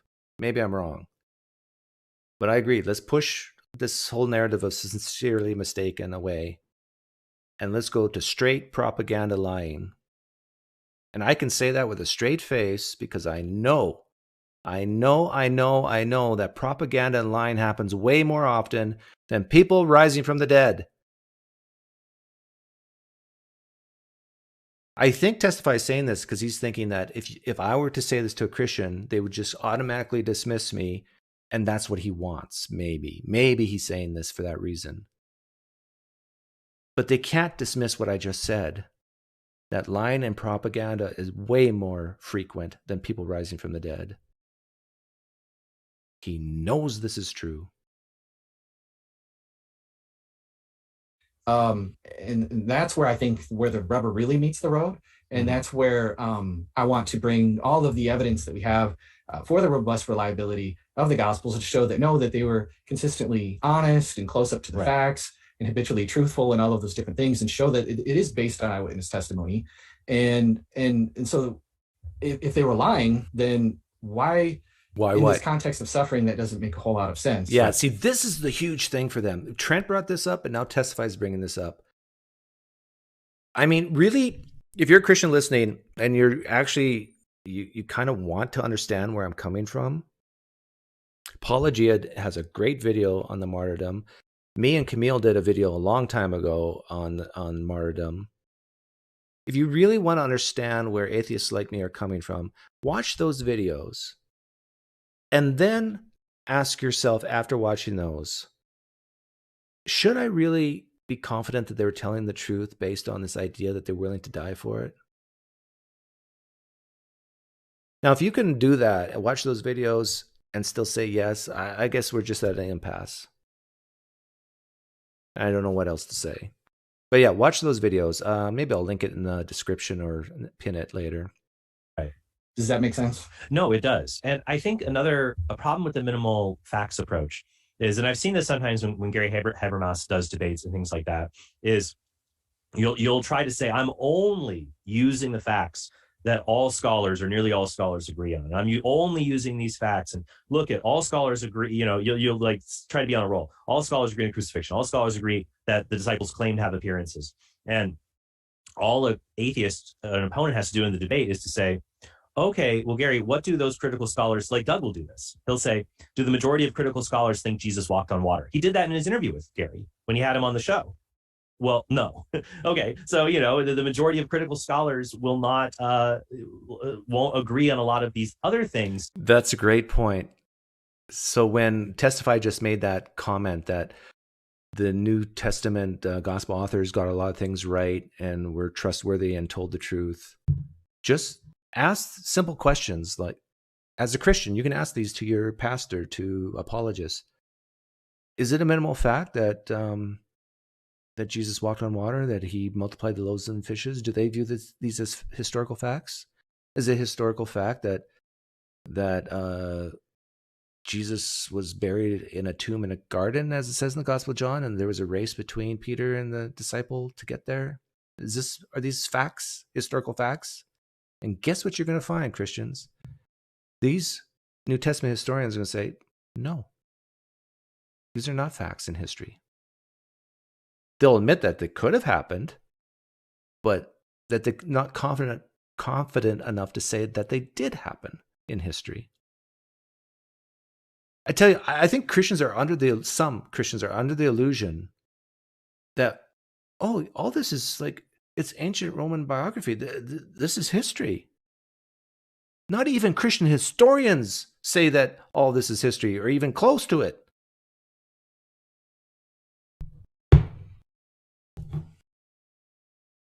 Do believe in. And so that it undermines your case a bit. I also love, you have a pinned tweet on your Twitter account, and I love it. What you believe, mainstream New Testament scholarship doesn't hold to that view. But mainstream New Testament scholars, they can't even agree on who Jesus is. Right. There is no uniform. New Testament scholars can't even agree on who Jesus is. Wonder why that is. That tells you that New Testament historians don't trust in the reliability of the Gospels. Because the Gospels are clear of who Jesus is, right? That he's God incarnate, that he had a following, that he died, rose again, walked around for 40 days. It's clear. Not so fast. Historians don't think it's clear, so why should you? Thanks for the donation, Lamar. How much self-doubt do you think created for Trent and Testify on their faith after you debate with Trent? I think you did some. Oh, no, Lamar, I am not under any illusion that I raised any doubt in Trent or this gentleman here, Eric. But I do think that debate was good because some of his followers, some of Trent Horn's followers, are going to see this video right here, and maybe they're here right now. And they're going to disagree with 99% of the stuff I'm saying, but there's going to be 1% that they're going to hear and it's going to resonate with them. And that's going to cause them to look into something else, which is going to cause them to look into something else, and it's going to snowball.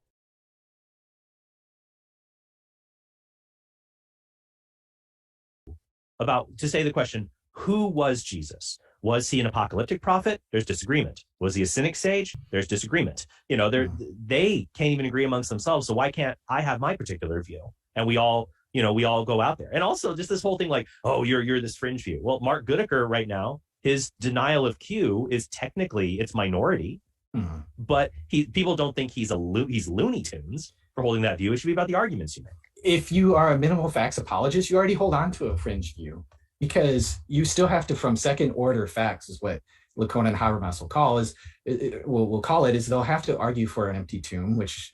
Franklin asks a great question. PineCreek, do you think Habermas's use of critical scholars is much different from you using someone like Tovia Singer? No, I like it when Habermas uses critical scholars. I think it's good. He's making my case. When I use Tovia, he's making my case. I think there's this idea amongst many Christians that New Testament historians are all agreed that you can't get better history than that. I mean, there's no better attested fact that Jesus, some would say, rose from the grave. Like, that's just silly talk.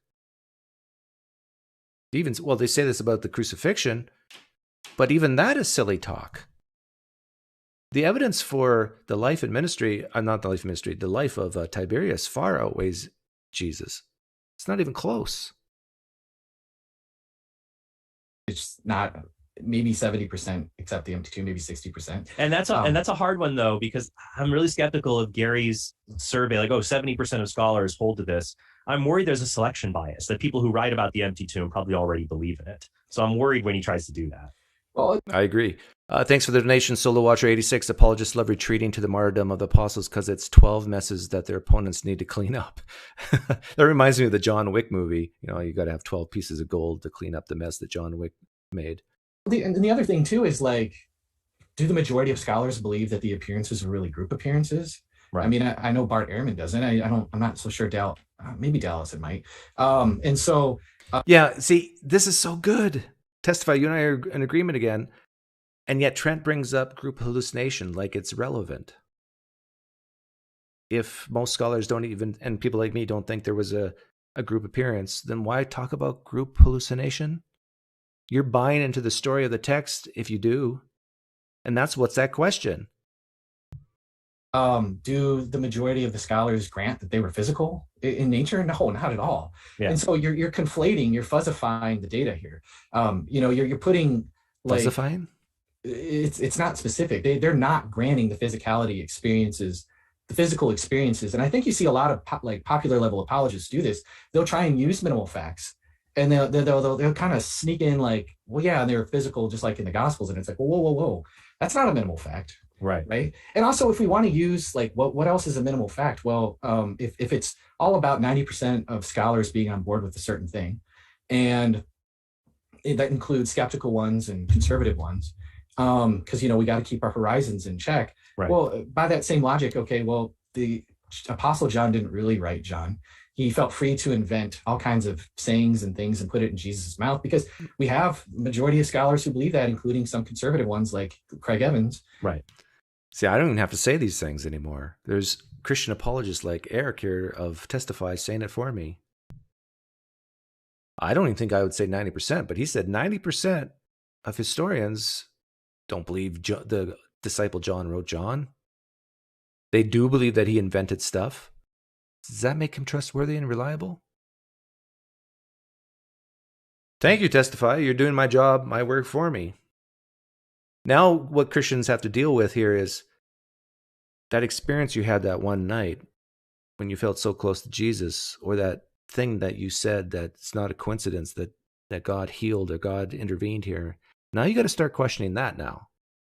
Because it seems like the history part, we're done with that.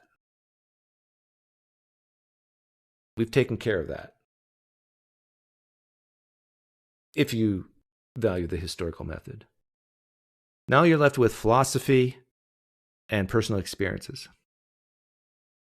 And once you look around the world of all the crazy things that people experience and attribute it to a certain deity, sure, you can say demons did it, but then you're going to have to be prepared to say demons did it for you too. Now you're down to philosophy. And we all know how great philosophy is improving things, right? And so it's kind of like, is that really the kind of argument that we want to use? I mean, I think we want to push back on that and not, what if that falls out of fashion again? What if mythicism comes fully into fashion? Yeah. You know, like it's possible. Do we really want to put so much of our eggs? That's a good question, Testify. What if mythicism gains traction? It did for Moses, right? Or Abraham. Wasn't it like in the 1950s, you asked Old Testament scholars, did Abraham and Moses exist? I think in the 50s, most people would say yes. Now most people say no. These are not actually real figures in history that existed as described in the Old Testament. Great point. Thank you for the donation, Joshua Banker. I discovered your channel when Leighton Flowers played one of your videos. I followed Leighton because I was anti-Calvinistic, but now I can't even watch his content since you ruined it for me. What does that mean? How did I ruin it for you, Joshua? Are you saying that you left Christianity because of me? Or just because I convinced you that Leighton Flowers is not that great? I don't know. But anyhow, thank you for the very generous donation. Welcome here. Into a sociological fact of what a bunch of people believe. And also, where is this data? Like, I'd like to see, like, Gary, can you publish where you're getting this database of scholars? Where are you getting these percentages? It's like a Agreed. black box. Has anybody seen it? I mean, we're just kind of having. I love you, Eric. Well, I don't know. I thought he had an article about the empty tomb, but I don't know if it had all the citations in it. He claims that. Hey, Eric, I would love to read this. Eric, do me a favor. You're a Christian. Habermas will listen to you. He doesn't listen to me because he thinks I'm a bad guy. Go to email Habermas. You can find his email on the Liberty University webpage. Ask him for the list that he said he would give to me of people who are historians of any sort, but PhD historians, had nothing to do with Christianity, weren't raised in it, parents not Christians, just a normal Joe Blow pagan or secular person, gets a PhD in history, looks at the evidence for the resurrection, and says, yes, this is sufficient. I'm going to become a Christian. He said there's several people he could think of on the top of his head, and they would email me a list, and he never did. But he'll listen to you, Eric. You and I are the same. You want to see Habermas's data. I want to see Habermas's data. He never publishes it. But you are a Christian who has the Holy Spirit in you, and so it's in Gary as well. He'll listen to you. He won't listen to me. So please do me this favor, will you? I'll give you 50,000 Pine Points. 50,000. That's very close to getting a free trip with me to Vegas. 50,000 Pine Points, Eric. If you can get this list for us. You can come on my channel. We can go through it together. In fact, you and I can interview these people. Oh, this is going to be great fun. If it really is going to come about, Gary's going to do the magnum opus, the 5,500 page book defending the resurrection. And I would be stoked. I hope it comes out. You know, that's a mammoth undertaking. Yeah. Well, I also think one point I kind of brought up in the debate, it was implicit. It's an argument I kind of like from Andrew Loke to buttress the gospel argument. Is that Andrew Loke would have required a bodily appearance to convince them of resurrection rather than spiritual survival. So I think that should be put in tandem with the gospel appearances, but it's a cumulative case. For our listeners who want more actually on that and some of this other approach, I would definitely recommend, and we might have some other books you'd recommend as well. It's called Investigating the Resurrection of Jesus Christ, a New Transdisciplinary Approach by Andrew Loke, Loke. Some have called him the William Lane Craig of Asia. He's got a great book on the cosmological argument. Solid guy. That Andrew Loke guy, that's the guy who debated Paul from Pelagia, right? Oh, yeah. Pelagia decimated him. I mean, it wasn't even close. Like back in the new apologist days, the arguments were terrible. But now, the apologists are getting smarter. But Andrew Loke is not one of them. Apologia decimated him. Some people know what I'm getting at. I definitely recommend that. So, well, I think we've pulled everything together. So much more we could have talked about. Is there anything else you'd like to bring up or discuss, or maybe point people towards, and kind of the work you're doing to help them out? Sure. No, I appreciate that. Again, channel is Testify. Just look up maybe Testify Apologetics. Yeah, Testify Apologetics. So yeah, a lot of things he says I agree with. That's basically the end. Some of the comments. Oh, I want to show this.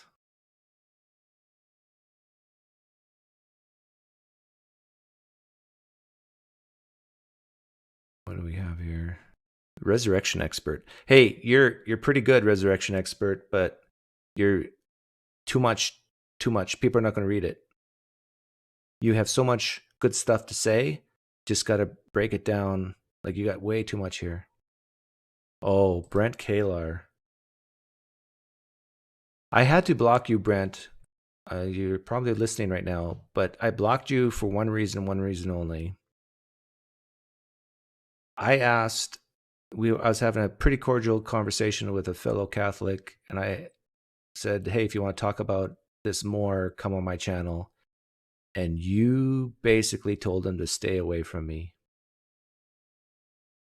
Do you deny this, Brent? That's crossing the line. You can do that on other people's channels, but to me, that's just sad and sick. It's sad and sick if you still expect to contribute and be in my channel after that. But anyhow, let's see what you have to say. In order to defeat the flying man, one needs to do two things. Raise the prior probability of Jesus' resurrection in a way that can be done for mind's flight, not even hypothetically. In a way that can't be done for mind's flight, not even hypothetically. Good luck with that. Doug believes these two things can't be done, since he thinks that whatever evidence the Christian gives, he can include his thought experiment. Yeah, it's a thought experiment. Anything's possible in the magical kingdom. This is not true. If you actually produce philosophical... if you actually produce... This is a thought experiment. If you actually produce within a thought experiment, I can actually produce things within a thought experiment. Imagine the flying man has 4,000 years of philosophical and historical and theological arguments and groundwork. I can do that, Brent. Doug is competent neither to produce parallel arguments for Myra nor produce counter arguments against Jesus. He simply lacks the ability to do so. I must have triggered Brent in some way, because he's coming out guns blazing. I think Brent is starting to realize that some Catholics are not dismissing me. Some Catholics are not automatically saying this PineCreek guy is a goof. That's my explanation why you're saying stuff like this. I think you're scared, Brent, that some of them might actually come and talk to me sometime when I do a live stream and open up the room. Oh, look at this. William Billy Craig. There's a good name. Bill Craig commented on this video. I don't see why Trent states... Hey, thanks for the donation, Joshua. I do not see why Trent states that PineCreek did a good job in this debate. Yeah, a lot of people were trashing me. And then Trent says Doug was, I think he said, a good interlocutor. What does a what if add to or engage with arguments? Well, you're Bill Craig. You should know that. Answer that. I wish Trent would explain why he thought PineCreek did well.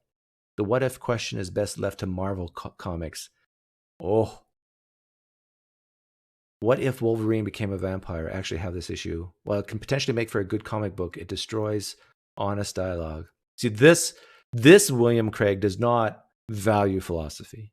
Because the real William Lane Craig would value what if questions. He would.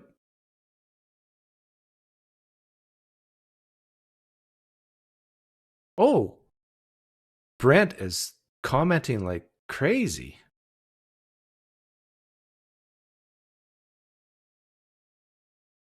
How to defeat the flying man. More philosophy. If the flying man was so bad, like why are so many comments on how to defeat it? I mean, it should be obvious how to defeat it. I mean, you don't need to say it. You just laugh it off, right? But people are not laughing it off. They know it was the ultimate outsider test for faith.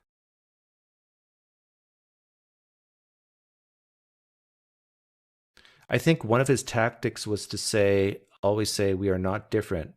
And I bet we're exactly the same. Yeah, it was one of my tactics. And it's the truth.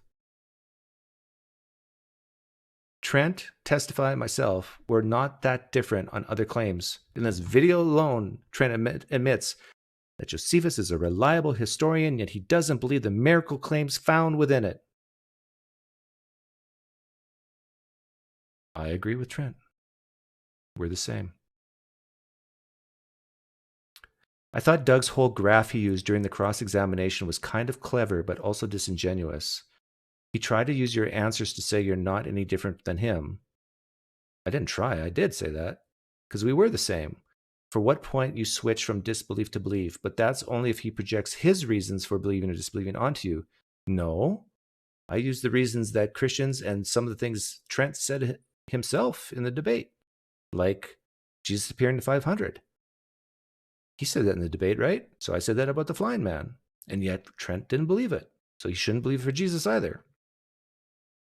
He tried boxing you into yes or no. You forgot about that little scale I made, Red Hawk Millennium?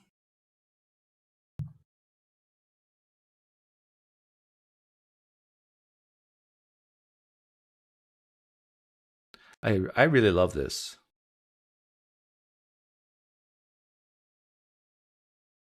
Two points I can think since listening to the debate.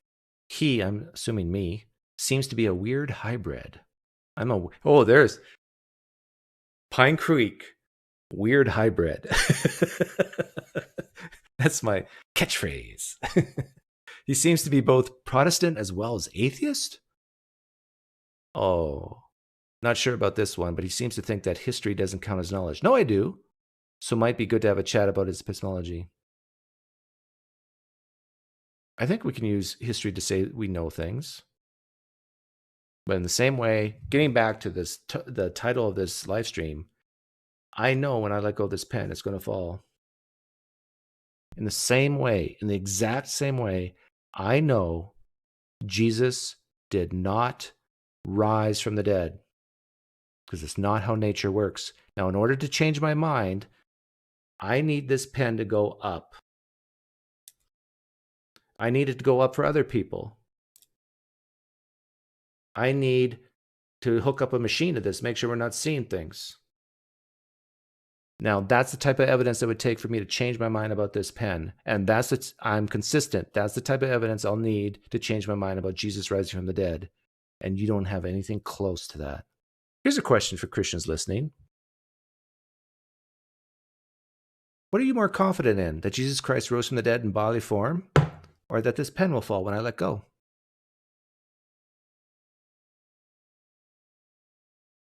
Do you dare say your confidence is equal? Really? I'm hearing some Christians yell at me in my right ear here. Because Satan has a feed from all your cell phones. Every Christian cell phone, Satan uses that signal and puts it in my ear. Really? Some of you believe that you're just as confident that Jesus rose from the dead as this pen falling towards the ground if I let go. Interesting. Guess what? I don't believe you.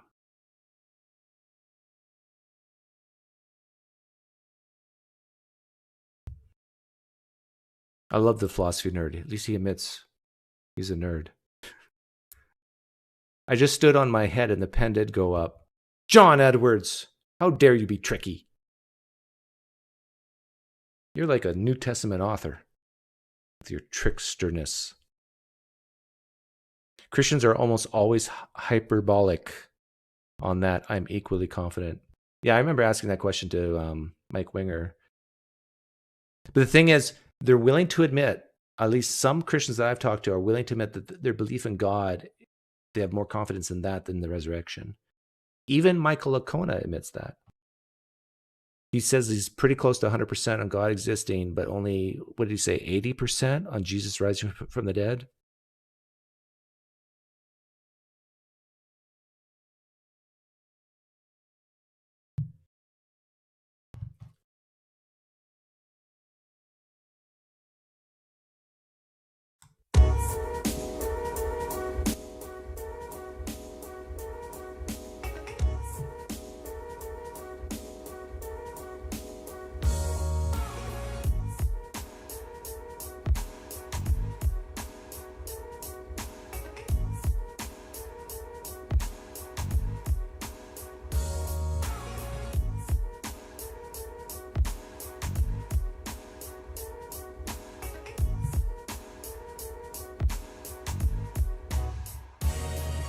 Dropping the pen hasn't changed Christian's life, but Jesus has. Well, I'll tell you, Oak River, my cousin,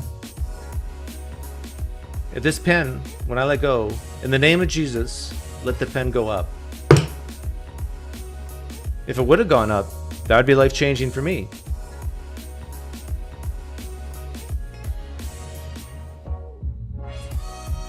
I don't mind my life being changed. It'd be kind of fun.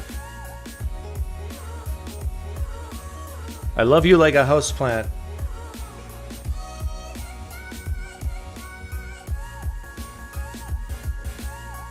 Will Trent come on your show and talk? Trent, quite sure you might hear about this. You're invited on my show. I did what you wanted me to do. Can you do what I want you to do and come on my show? I promise. I, PineCreek, promise to be nice, kind, and civil to you. I'll give you as much opportunity to talk as you want. But then we need at least 2 hours. Poker night tonight, Lamar. You should have got a link. Did you get a link?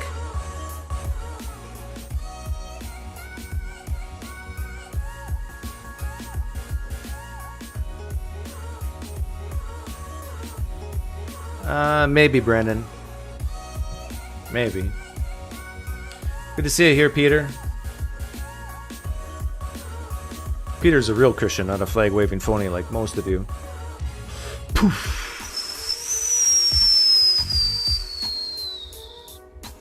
My apologies to Testify, Eric, and Trent Horn, Council of Trent. They were scheduled to come on and debate me. They were scared.